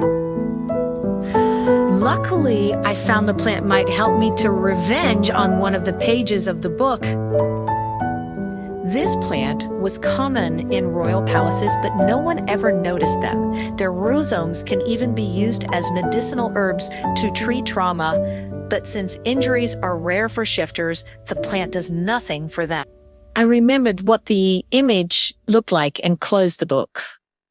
At that moment, I saw the words on the title page. To Alice, life is beautiful, precious, and worthy of awe. My gaze froze. I stroked the words. They were beautiful, handwritten, and old. They appeared in every book Joan gave me, and she told me it was written by my mother. I hadn't met her, and to this day I couldn't understand the meaning of this sentence. If life was beautiful, then why were those shifters so awful? If life was precious, why was my existence a curse? If life was worthy of all, why has no one ever respected me? As usual, I put the book back in my secret bookcase and moved to lie back on the bed when I happened to catch a glimpse of myself in my mirror. I had a full-blown beard across the entire bottom half of my face, which was thick, so you couldn't even see my skin through it. Angry and not wanting to look at it, I hid back under my covers, praying that it would be gone by morning. When I woke up, I was distraught to see that it was still there. I let the other maids know I was sick and curled up, determined not to leave my room all day. I already got bullied enough as it was. I didn't need to add this to their list. After a few hours, I heard a soft knock on the door and Joan walked in. She looked shocked as she took in the state of my face. What happened to you? How do you have a beard? She looked flabbergasted. Oh, someone just decided to play a prank on me. I still hadn't told her about my training sessions with Simon, and this didn't seem like the time to bring it up. Honey, I'm sorry, she said. And I noticed that she was carrying a tray of food in her hands. Is that for me? I asked, hopeful. No, actually, Mr. Simon requests that you bring his food today and won't accept anyone else. She shifted nervously. I tried to tell him you were sick, but he was adamant. And as a respected guest here, I have no option other than to appease him. I'm sorry. No, it's fine, I said as my anger flared up. Just leave it here. And I will get dressed and take it to him. He's at the training grounds now, she said, and my stomach dropped slightly. Of course, he couldn't be alone. He was torturing me. Joan set it down. and with an apologetic nod, left to get back to work. I hurried and put on my maid dress and then grabbed a hat and a scarf to wrap around my face and hopefully hide the beard. Satisfied with my appearance in the mirror, I squeezed the sap of that plant on his food. It didn't taste much or change the taste of the food either. Therefore, it only took a little bit to get my revenge. I picked up the tray and headed to the training grounds. Multiple people hung around since it was still early, and they all looked at me confusedly. It was still late summer here, and it was way too warm for me to be wearing a hat and a scarf, so it was drawing attention. I set Simon's tray down and then stepped back. I wanted to wait and watch to make sure that he ate it all. A smile crossed my face as I saw him eat every last bite. Simon stepped in front of me, blocking me from the view of the shifters behind him. I looked at him in surprise. If he was trying to torture me, then why was he protecting me now? He let out a low chuckle that only I could hear. Only you could still be so good looking with a full-grown beard, he whispered, and I couldn't help it as my heart skipped a beat. I looked at him in surprise, my hands dropping from my face slightly. I wouldn't do that if I were you, Simon said, unless you want everyone to see I can only cover so much. You might want to get out of here if you don't want to be embarrassed. The same could be said for you, I said smugly. He looked at me in confusion. Why do you say that? I drugged your food. I was thrilled at the look of surprise that covered his face. Any minute, now your entire face will be covered in acne. Simon stared at me. I wasn't sure if he was going to yell at me or not. But then he gave another chuckle and turned slightly to put his hand on my back and guide me away. Then what do you say? We go hide out together. What had gotten into him? Chapter 13, Antidote, Alice's Paul. Simon guided me towards his separate housing, keeping his warm hand pressed against my back the entire way. Despite whether I saw anyone else or not, I kept my face covered. It wasn't until Simon had shut the door that I began to lower my hand, but even still, his presence alone was enough to make me doubt myself. So I self-consciously turned away so that he wouldn't be able to see me. He had made a good comment that he didn't think that the beard had made me ugly, but that didn't mean I liked it. This is new, Simon said from behind me. I turned my head slightly to see him staring at himself in the mirror. There were angry red spots across his entire face, and even from this distance, I could see the white heads. It was the worst looking acne I had ever seen. Even though I should be disgusted, I couldn't help the roar of laughter that came out of me as I stared at him. Simon looked at me in surprise, but then laughed as well. I tried to gather myself. Only you could still be so good, looking with your face covered in acne. I joked. As soon as I was able to talk, I saw Simon's eyes spark, and he started to walk up to me. Really, that's what you're thinking about? He asked as he walked up to me. Actually, I'm thinking about how great that would have worked on Olivia. I laughed again. She would have been absolutely miserable. Oh, so that's why you had it. Simon put his hand up to his face, and I was worried a couple would burst. I was wondering on the way here why you had a potion just laying around. I made it myself, I said with a shrug, not wanting to give too much away. Simon already knew me better than probably anyone, even Joan. For some reason, I was unable to keep anything from him. I couldn't control what I was saying, which in itself was dangerous. I'm assuming that you don't happen to have an antidote by chance then? Simon asked, stopping in front of me. If I did, why would I give it to you? I gestured to myself. Have you seen my face? Okay, so then why don't we give each other the antidotes at the same time? He suggested. Crip. Honestly, I didn't have an antidote, but I really wanted the one from Simon. I couldn't have a beard for the rest of my life. So before I could think about it, I agreed. I can handle that. I said, "Perfect," Simon said unquestioningly. "I'll go get the one for you." As soon as he left the room, I panicked and searched around frantically. I was trying to find anything that I could play off as an antidote in order to get mine first. He didn't have to know that it was fake. I happened upon a piece of hard candy that I had stolen from the kitchen earlier and figured that it would have to do. I was just finishing taking the wrapper off when Simon walked back into the room. I shoved the wrapper into my pocket before he could notice.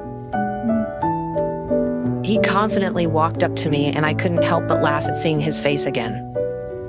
"Hey, that's not very nice," Simon laughed back. "Let's just hurry and take care of this, so that way you will take me seriously." Again, he held out his hand, and I saw a small ball in his hand. I inwardly sighed in relief.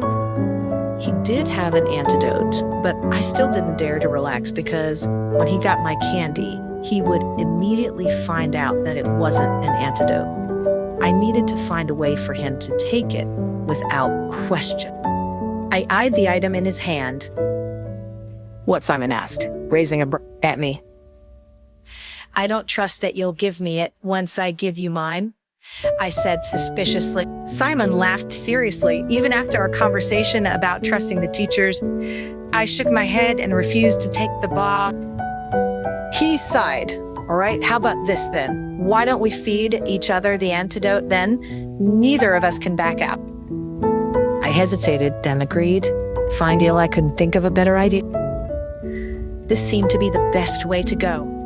The moment he tastes the sweetness, the antidote would already be working its magic on me. Simon smiled to himself, and my stomach knotted. My stomach nodding. I stood on my tiptoes and lifted my hand with the candy in it to his mouth while he bent down and handed the antidote to me. I stopped just short of him and stared directly his lip. They were lighter in color and perfectly shaped. When they didn't hook upwards, they looked a little callous, and then I remembered the two charming dimples next to them. When he did smile, I pressed the candy to Simon's lips, but he didn't open his mouth. My hand touched a little soft, and Simon's burning breath sprayed on my fingers, making me stiffen. My ears warmed up. He laughed, and my heart beat faster. "Alice, I think you're hiding something from me." His voice was a little hoarse. I could feel his gaze on me heating up with scrutiny. "What? I'm just feeding you the antidote." I had a hard mouth. I was all over the place. If Simon already knew I was cheating him, he was deliberately playing with me. But how was that possible? A little moist softness pierced my fingertips like electricity. Before I could react, Simon had swallowed the candy at my fingertip. I couldn't describe what it was like. I exclaimed uncontrollably, and the next moment, something round slipped into my lip. I could still feel the cold touch of his fingertip, but he had already pulled away, stood up straight, and looked at me with a smile. My face must be very red by now. I glanced away, not daring to look at him. The antidote was in my mouth. My cheeks were bulging, and I was a little numb. It took a while before I tasted a hint of sweetness. Wait, sweetness? I couldn't help but look up at him. He was also looking at me, and his eyes were soft as spring water. He had a pleasant smile on his lips, and small dimples looming on the side of his cheeks, like the ripples stirred up by raindrops falling in a lake. "Why is this antidote sweet?" I asked with suspicion. I would also like to ask this question. It seems that we thought about the same thing. He was still smiling, and I knew he must have found that. I rushed to the mirror and waited for the hair to disappear, but nothing was happening. At that moment, Simon finally couldn't help but laugh. I had never seen him laugh so happily. And then it hit me. He had also given me candy. "Alice, you remember, I am your teacher, a teacher in every sense." He clarified his laugh. These tricks you use, I used a long time ago. I'm sorry to tell you that I probably know you better than you think. You give me the antidote right now. I ordered. I don't have one either, he shrugged. You've got to be joking me, I said in disbelief. As a kid, I specialized in causing mischief, not fixing it, Simon explained, and that surprised me. But you are not a child anymore. You are my teacher now, I shouted. So I'm teaching you that when you're going to play a prank, you better think about whether this person is someone you can afford to mess with. It's also a lesson for you. He walked to me and trapped me in a small space in front of the mirror. I could feel the breath from him on my face, under the thick beard, my face burned. I suddenly felt a little lucky that it covered it up.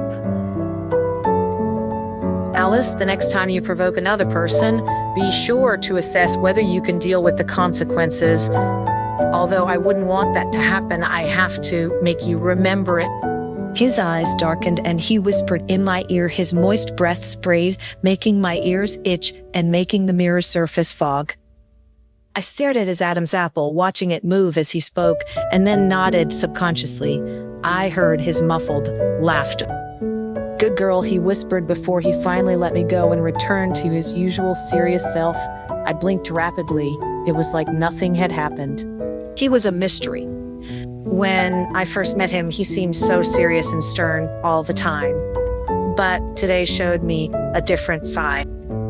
He was playful and he had started to laugh and smile more around me before. I thought every man wanted me, but now I was confused. Did he want me? I was not sure. He was a powerful and dangerous male shifter. However, he was different from the others. Here, everyone wanted to hurt me, but he taught me how to protect myself more than once. Then I realized what he just said. "So you are telling me that there is no cure?" "Oh," I shouted. "Good thing nobody else lived in this part. What the hell am I supposed to do?" Calm down, calm down. Simon's voice was smoother as he realized I was freaking out. He placed his hand on my shoulder as if to bring me back to earth. "The effects of the potion wear off with time. The one you gave me is similar as well. Cosmetic changing potions are never all lasting." A sigh of relief came out of my mouth, and I tried to calm down my breathing again. Simon spoke again as I was collecting myself. "Aren't you happy? This means you get to spend all day with me instead of working." A tightness formed in my stomach and I felt my face flush. I was suddenly hyper-aware of Simon's hand still on my shoulder. "What should we do?" I asked quietly. "You know what I really want to do?" Simon spoke gruffly and stepped closer to me. My breath caught in my throat as he leaned in even closer. I didn't move. Then he quickly leaned back with that devilish grin again and pulled out a pack of cards. "Play some card games," he exclaimed, and I had to fight back the urge to kick him in the shin. He had done that on purpose, to make the game more interesting. "Let's set a rule if I lose. You can ask me some questions about me. Conversely, if you lose, I can also ask you questions we can choose not to answer, but for the sake of fairness in the game, we can't lie," he suggested, with his light brown eyes shining warmly. I knew this game is not simple, but I wanted to get to know him, and honestly, I couldn't resist the temptation, and I was smart. I reluctantly agreed, and we sat down and started. To my surprise, he really knew how to play cards. I hardly ever won. Nor did he ask any difficult questions. It was more about my life at the palace before he came. It made me feel that if I didn't answer him, there was a problem. "Who named you Alice?" "My mother. She died when I was born. But Joan told me Alice is the name she gave me." "Do you have a last name?" "My full name is Alice Brown." "You did not inherit the surname of the Alpha King." "The Alpha King never claimed me as his daughter. I can't use his last name, I guess. Brown is from my mom's side. So, who raised you? Joan, the chef in the palace. She worked here before I was born. She's like a mother to me. Another few rounds later, I continued to lose, and he continued to ask more questions. Are you often bullied by Olivia and James? Not only them, everyone in the palace, they just don't get tired of it. Olivia, especially if it weren't for you, they'd be long gone. I couldn't help but stare at him. Hey, it's also for your own good. He looked at me peacefully. In the daylight, his eyes were warm and calm, like clear amber stone. For some reason, this infuriated me. My own good? Oh, you must be kidding. I slammed my cards on the table and glared at him angrily. I suddenly didn't want to play anymore. There was no reason for him to be on my side. He was also Olivia's teacher, and they were his official students. Letting them live was his duty. But he now says he's doing this for my own good. I was pissed. He didn't know that I was beaten to death by Olivia and James on a daily basis, or that the Alpha King didn't care enough to claim me, but wouldn't let me out of the palace all the same. I didn't survive because of anyone's kindness, and I wasn't going to start. Now, a rush of soreness rushed to the tip of my nose, and I felt my eyes heat, but there were no tears. He looked at me in surprise as if he wanted to say something. At that moment, I felt my face begin to tingle and lifted my hands to feel my face. It was bare skin once more. I got up to check in the mirror just to be safe. "See, just as beautiful as ever," Simon commented from the couch. He seemed to want to ease the tense atmosphere just now. My cheeks reddened slightly, but I shook my head to ignore the sensation. Despite his comment, I was set on my revenge, and now was the time to act. If he thinks it's for my good to save Olivia, he needs to feel for himself how good Olivia is. "You're so lucky," I said to him. "My face would have to disagree," he said with a small laugh. The acne still covered it, but for some reason I didn't seem to notice it much. Now that my face is better, I better get going, I told him as I snuck a pen and a piece of paper into my pocket from the desk. Simon didn't seem to notice. Oh, I see how it is. You are just gonna leave me to suffer alone, huh? You deserve it, I said with a shrug. Plus, I'll be back soon for training. Anyway, I need to head back and get a couple things done and change into my training clothes. I understand his voice sounded more serious again. I will see you at training. The tone of his voice made me look at him. Had I actually upset him? Did he actually want me to stay? I shook off the idea and walked out of the room. Chapter 14, Confessions of the Heart. Alice's Pavilion. On the way back to the main palace, I stopped and pulled out the pen and paper from my dress pocket. Time for payback, and it would even kill two birds with one stone. I scribbled out a quick note to Olivia, pretending to be Simon, and asked her to meet him at our training spot. I couldn't help but smile at the wickedness of it. Simon would be teased romantically, since Olivia was not so easy to get rid of. She thought everyone should like her, although she was afraid of Simon. She would go crazy if she thought that he liked her, and Olivia would be humiliated, just like she attempted to do to me earlier. It was a win-win. Since I was already about, I finished up a couple of things to help Joan before getting back to my plan. The last thing I did was swing by the bedroom. Dropping the note off at her room, I hurried back to my own to change into my training clothes to get there as soon as possible. I needed to be there so I could eavesdrop and watch the humiliation myself. I found myself the perfect tree to hide behind where even Simon wouldn't be able to detect me. Then I sat up and waited with anticipation. First, I saw Simon walk out and to the usual spot that we met for training, right by the lake. He glanced around a few times as it got darker and darker, obviously waiting for me. I was usually early, so I had never got to experience this part of him waiting for me. If I was honest, it made me feel guilty. I watched as he looked around continuously, and his face went from annoyance to anger to worry. When he started to look fearful, I wanted to step out and go up to him to let him know that nothing had happened to me, but I stayed strong. Just as it looked like he might leave in search of me, I heard footsteps walking through the woods. Olivia's face popped out from the tree. If Simon's face had looked annoyed before, it was nothing compared to when he saw Olivia. He rushed up and grabbed her by the elbow, ripping her away from the trees. Olivia's face flushed so red when he touched her that I could see it from where I stood. What are you doing here, Olivia? Simon snapped at her. I wasn't gonna lie, watching him talk down to Olivia was kind of turning me on. I came, as you asked, Olivia said in her fake voice that had to be at least an octave higher. What are you talking about now? He sounded slightly confused with the anger. I got your note. Olivia held it up, and I watched as Simon ripped it from her hand.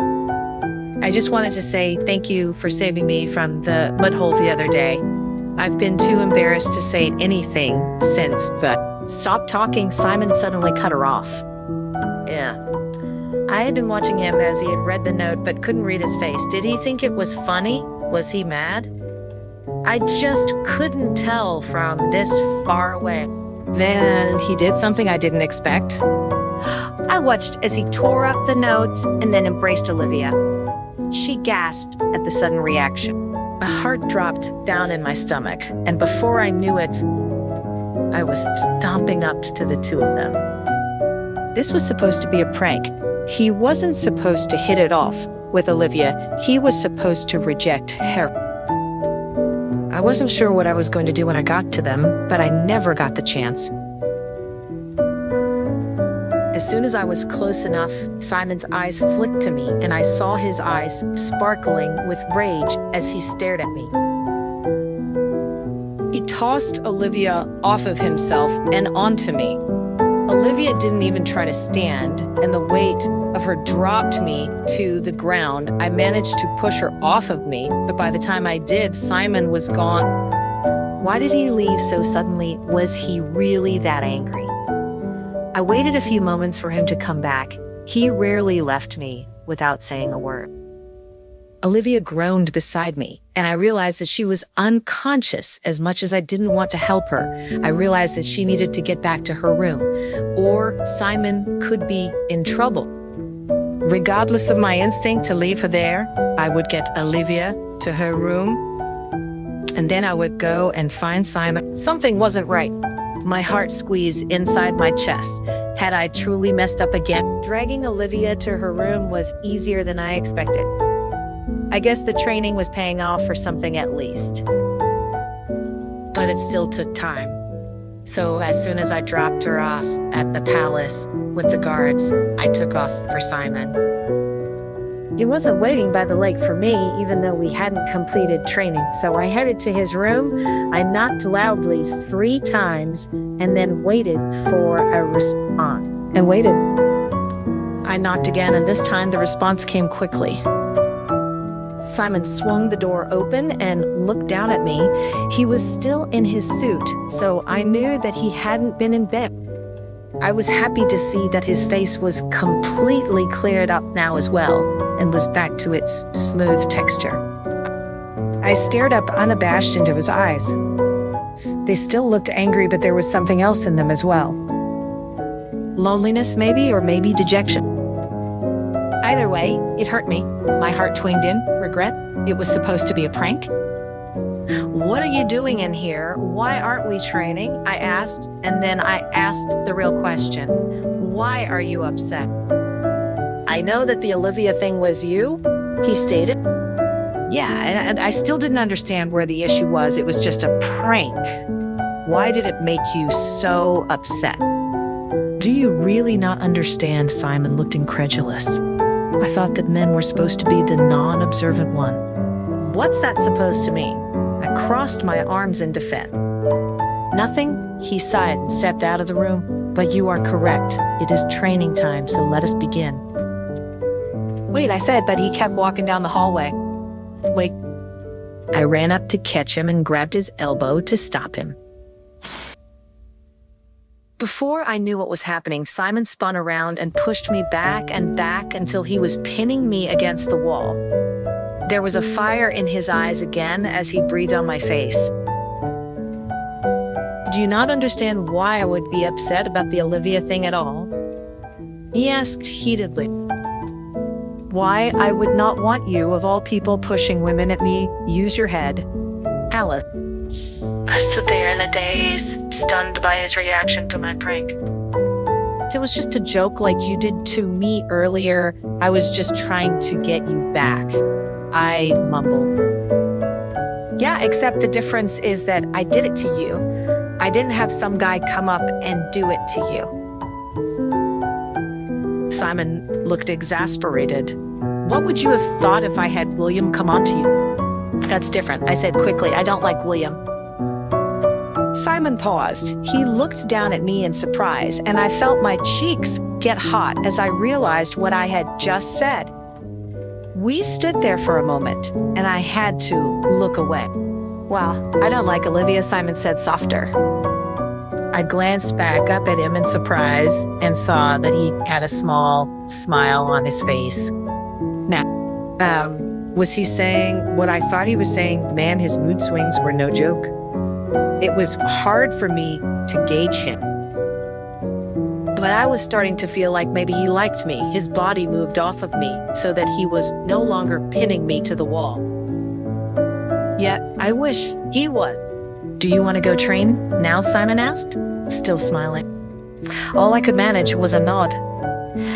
Then I followed him down by the lake. As we approached the lake, Simon stopped and faced me, the grin now gone.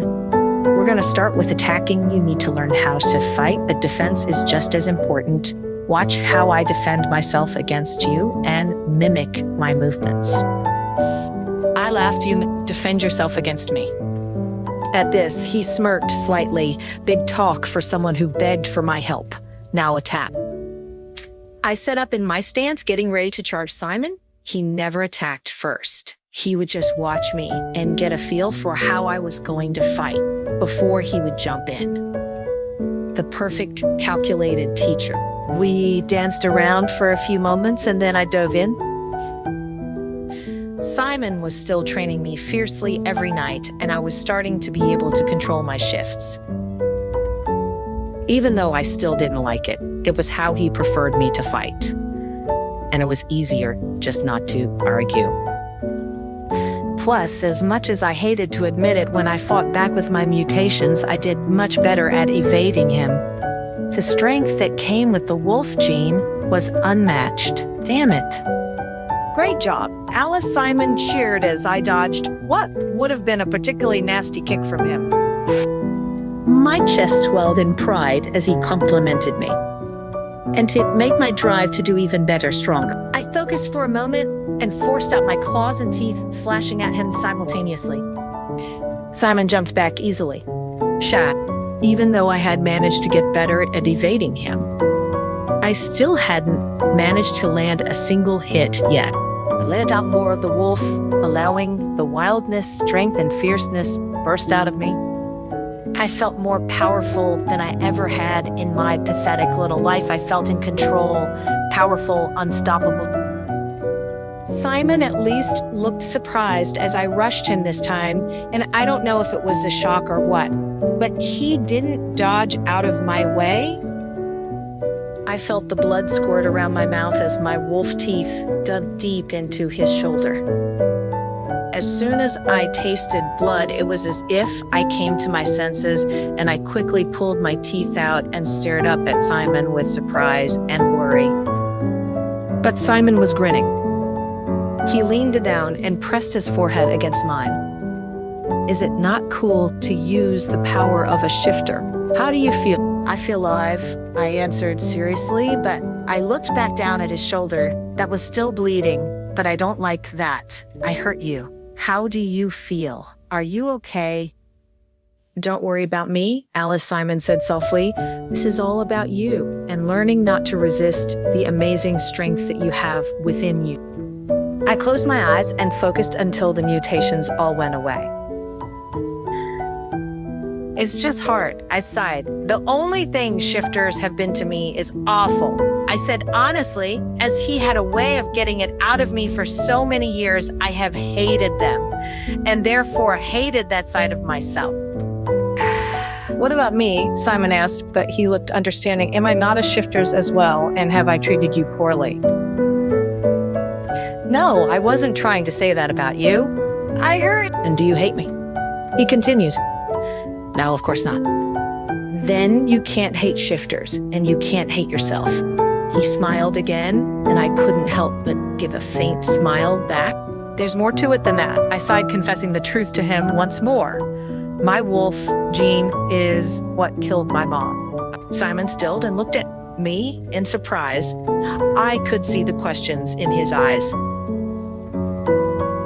My mother was a human, I explained, and apparently her human body was too frail to survive the labor with me because I came out of her mutated. I felt my eyes sting and was surprised. I hadn't cried my own real tears in years.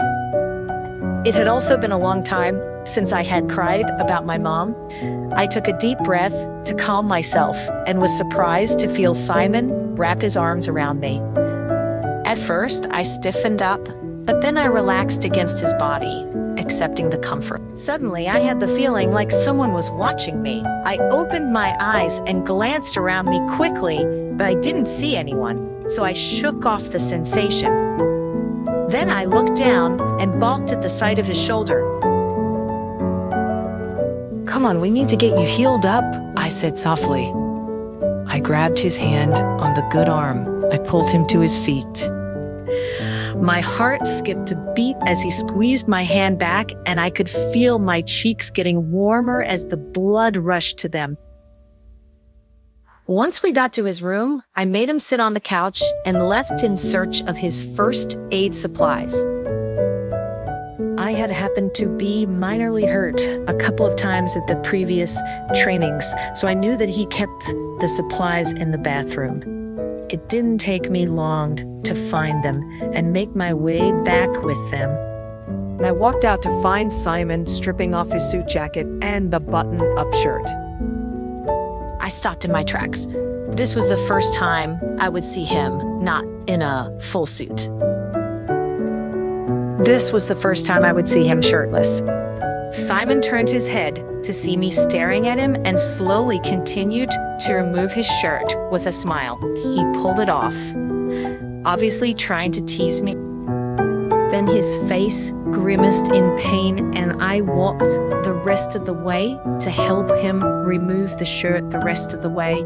I couldn't help but chuckle as I helped him.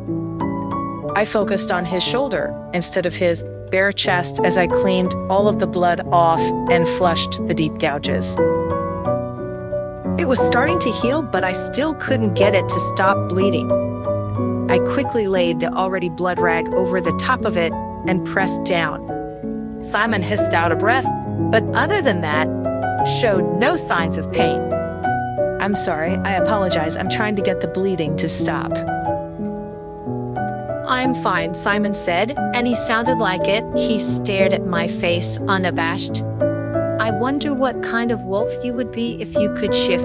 I stared at him in surprise. I'm not sure. I think you would be gorgeous, he said softly.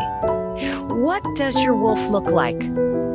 I quickly asked, trying to distract him from my reddening face. Why don't I just show you? He smiled and stood up. I looked at his bare chest for a moment before he grabbed my hand again and pulled me back out into the moonlight. Then he shifted. Chapter 15. A night out of the palace, Alice's pavilion. A tall, midnight black wolf appeared in front of my eyes. I watched as he rolled his front shoulder and it seemed to heal in front of my eyes. I knew that healing was accelerated when in wolf form, but that was impressive. The moonlight reflected off of his coat as he walked up to me slowly. He was so handsome. For the first time, I found myself not feeling fear or hatred as I stared into his wolf eyes. Simon must have sensed my comfort or acceptance because he stepped even closer and bowed his back, nudging against me. After a couple more nudges, I realized that he was wanting me to get onto his back. I self-consciously lifted my leg over him and settled behind his shoulder blades. His fur was soft, yet rough at the same time under my hands. I tried my hardest to make sure I wasn't pulling on any of it. It was hard to know what to do when I had never rode on a wolf before.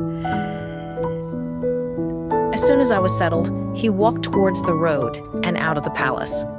Once we were past the gates, Simon took off at full speed. I felt the air leave my chest as I experienced the full speed of a shifter for the first time. The wind was cool on my face as it whipped around me. I couldn't help the smile that spread across my face at the feeling of freedom I was experiencing. Simon left the woods and ran towards the mountain. He showed no signs of tiring as I stared at the beautiful scenery around us. The full moon above gave off enough light to see everything. I never wanted it to end. However, I was realistic as well. I kept my eyes peeled and took in everything that we were passing, trying to keep a photographic memory of it for future reference for when I finally left. He slowed down as we neared a clearing next to the mountain, full of moonlight and wildflower. I slid off when he came to a stop and laid down in the grass, staring up at the clear sky. Simon laid down next to me, back in his human form. We were silent for several minutes, just enjoying the peace that the night brought. Staring at the moon always reminds me of my home. Simon finally said softly, "It reminds me of my path." "Do you miss it?" I asked curiously. "Yes," he said honestly. "What about that girl in the picture in your wallet? Do you miss her?" I saw my shot and I took it. "So you've seen the picture too, huh?" Simon answered. I turned my head and stared at Simon's profile. He continued to watch the sky for a minute, but I stayed silent, waiting for him to answer me. "She was my first love." I couldn't help but ask, was she his mate, like Alan thought? What happened to her? "She married my older brother." I paused, then I couldn't help but laugh out loud and sat up so that I could look down at Simon. He looked surprised at my reaction, but I had not expected that twist. "I'm sorry, but that is crazy." I couldn't stop laughing. What did she not want? An old man show me a picture of your brother. Maybe if it were me, I would choose your brother too. "Trust me," Simon scoffed. "My brother would not like a vicious woman like you. His wife is very kind and gentle. And when I met her, I was only 20 years old. My brother was older than me."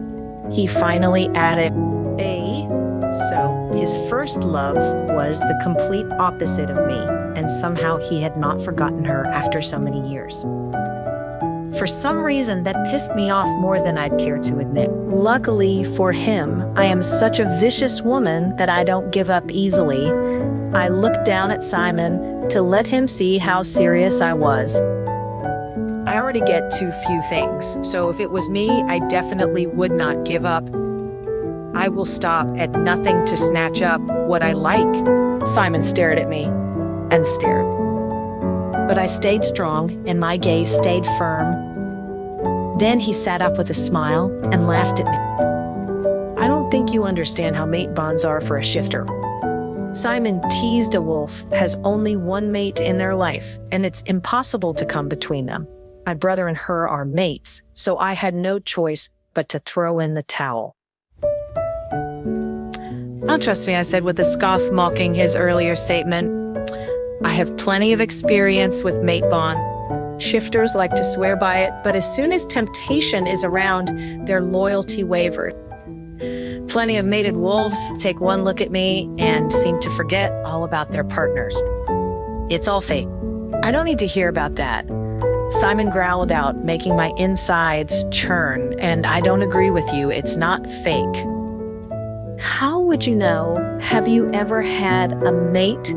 As much as I was teasing him, I still wanted answers. No, Simon hesitated. Sometimes I think I'm too broken for a mate. I don't deserve one.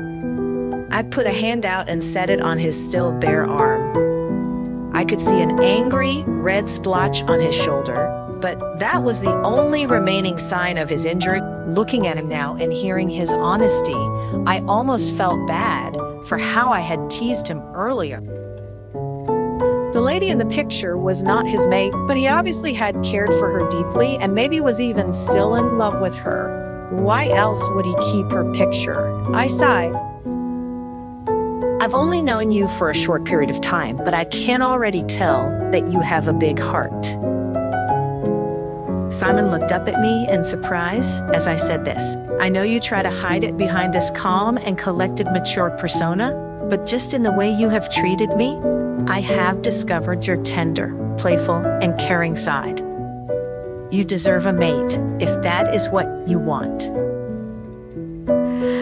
Do you really want me to find a mate? He asked.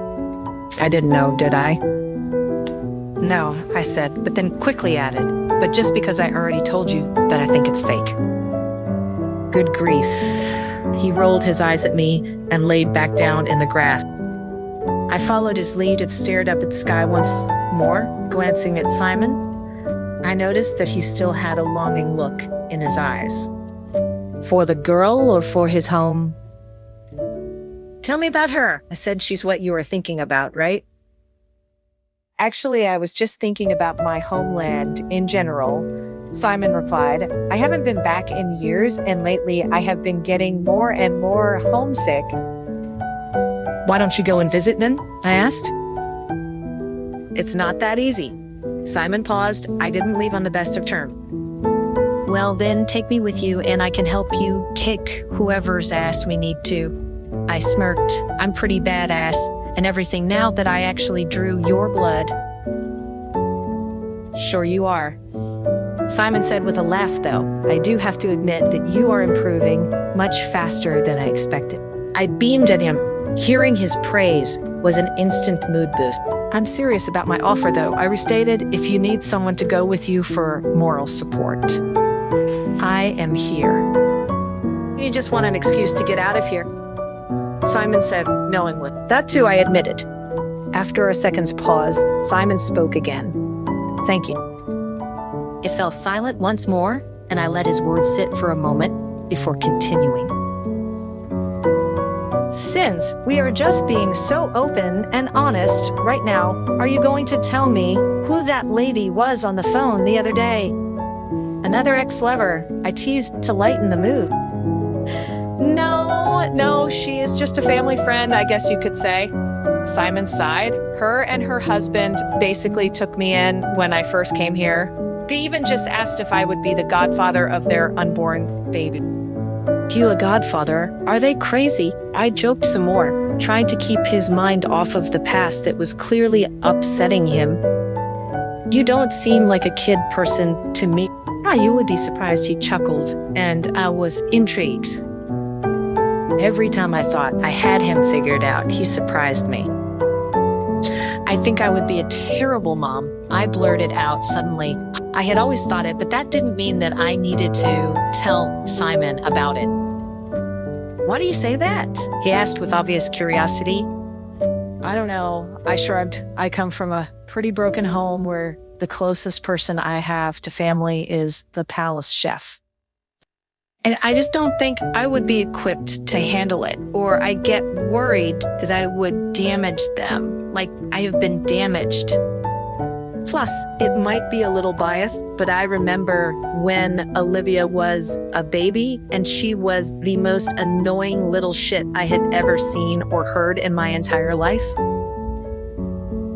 Simon broke out into laughter and I couldn't help but chuckle too. It took him a while to settle down enough to speak, but when he did, he was back to his usual serious self.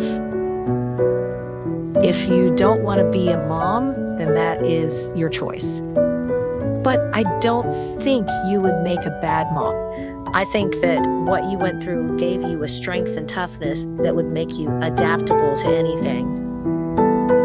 He looked at me and a smirk appeared on his face, but I would have to agree with the Olivia being annoying as shit. Comment. We both started laughing again. It was odd to me that I hadn't truly laughed much at all in the last almost 20 years, but now I couldn't seem to stop, especially around Simon. As we calmed down, we went to staring back up at the sky in silence. It was peaceful and relaxing, almost as if we'd known each other for a long period of time. Simon cleared his throat. I said stopping you from killing James and Olivia is for your own good. I'm serious, Simon stated suddenly. And I was a little surprised. I almost forgot about the entire scene with Olivia and James. It felt like so long ago already. I turned my head in surprise to hear what he had to say. Then I met his gaze, and in the moonlight, it seemed so deep and distant, a little sad. Hatred can make people lose themselves. He continued, I don't want you to be like that. If you want to fight back, I'm here. I'll teach you, I promise. His gaze was locked onto mine and was firm in its approach. I knew he said this for some reason. I should ask something. It would be a good opportunity to learn more about him. And truthfully, there weren't many chances like this for me to get him to open up. However, I avoided it. I didn't want to open old wounds. I was unfamiliar with seeing Simon so dejected and hurt for himself. And for me, Olivia and James, I asked, I'm not interested in killing them. I just want to get out of this damn palace. And now that I'm out, I just want to fully enjoy the rare moonshine bath and forget about them all. I rolled my eyes, spread my hands and feet, and stretched out on the grass. His gaze fell on my face. I felt like things were a lot easier between us, especially after tonight. He laughed, and I was relieved. It's really hard to deny that I was paying more and more attention to how he felt. I blinked my eyes, feeling a sudden exhaustion sweep over me. I shut my eyes, embracing the peace. With a sigh, I rolled over closer to Simon and drifted off to sleep. My first trip outside of the palace was a success. So far, the Alpha King's office, Olivia's pulpit. Thank you, gentlemen. The Alpha King's voice boomed. The guards bowed and walked out, leaving what they had delivered. How is my beautiful daughter? His deep voice took on a soft tone as he addressed his favorite child. How could I not be? I was the ideal heir, unlike James. Hello, father, I beamed, putting on my sweetest voice. I ran over to give him a huge hug. I'm better now that I get to see you. What did you call me here for? I saw you earlier this evening hugging Mr. Simon. He always cut straight to the chase. My cheeks reddened and I quickly stepped back, preparing for a scolding. It wasn't what it looked like, I quickly started to say, but my father was quick to cut me off. I'm not mad at you, he said with a smile. I was actually thinking that this is a perfect opportunity. What do you mean, father? I asked, surprised at his manner. It wasn't like him at all to not scold me for going outside of bounds with the teacher. I'd be lying if I said it didn't intrigue me. I've been curious to find out more about this mysterious Mr. Simon, and now you can help me. Again, straight to the point, I want you to follow him, watch what he does, where he goes, who he sees, and tell me anything that you notice. So you want me to stalk him? I asked, my ears perking up at the opportunity he was presenting. Yes, he let out a sigh. Mr. Simon is helping us with our rogue problem. But that doesn't mean that he can't or won't be a problem as well. I do not like the idea of having a man in my pack with unknown history. Better to be prepared. I understand, father, I said, bowing my head. I will do as you wish. My father beamed and placed a kiss on my forehead. That's my girl. For this, I was willing to do anything as long as the Alpha King was happy. This part has ended. Thank you for listening. If you would like to continue listening to the next part, please let me know by leaving a comment.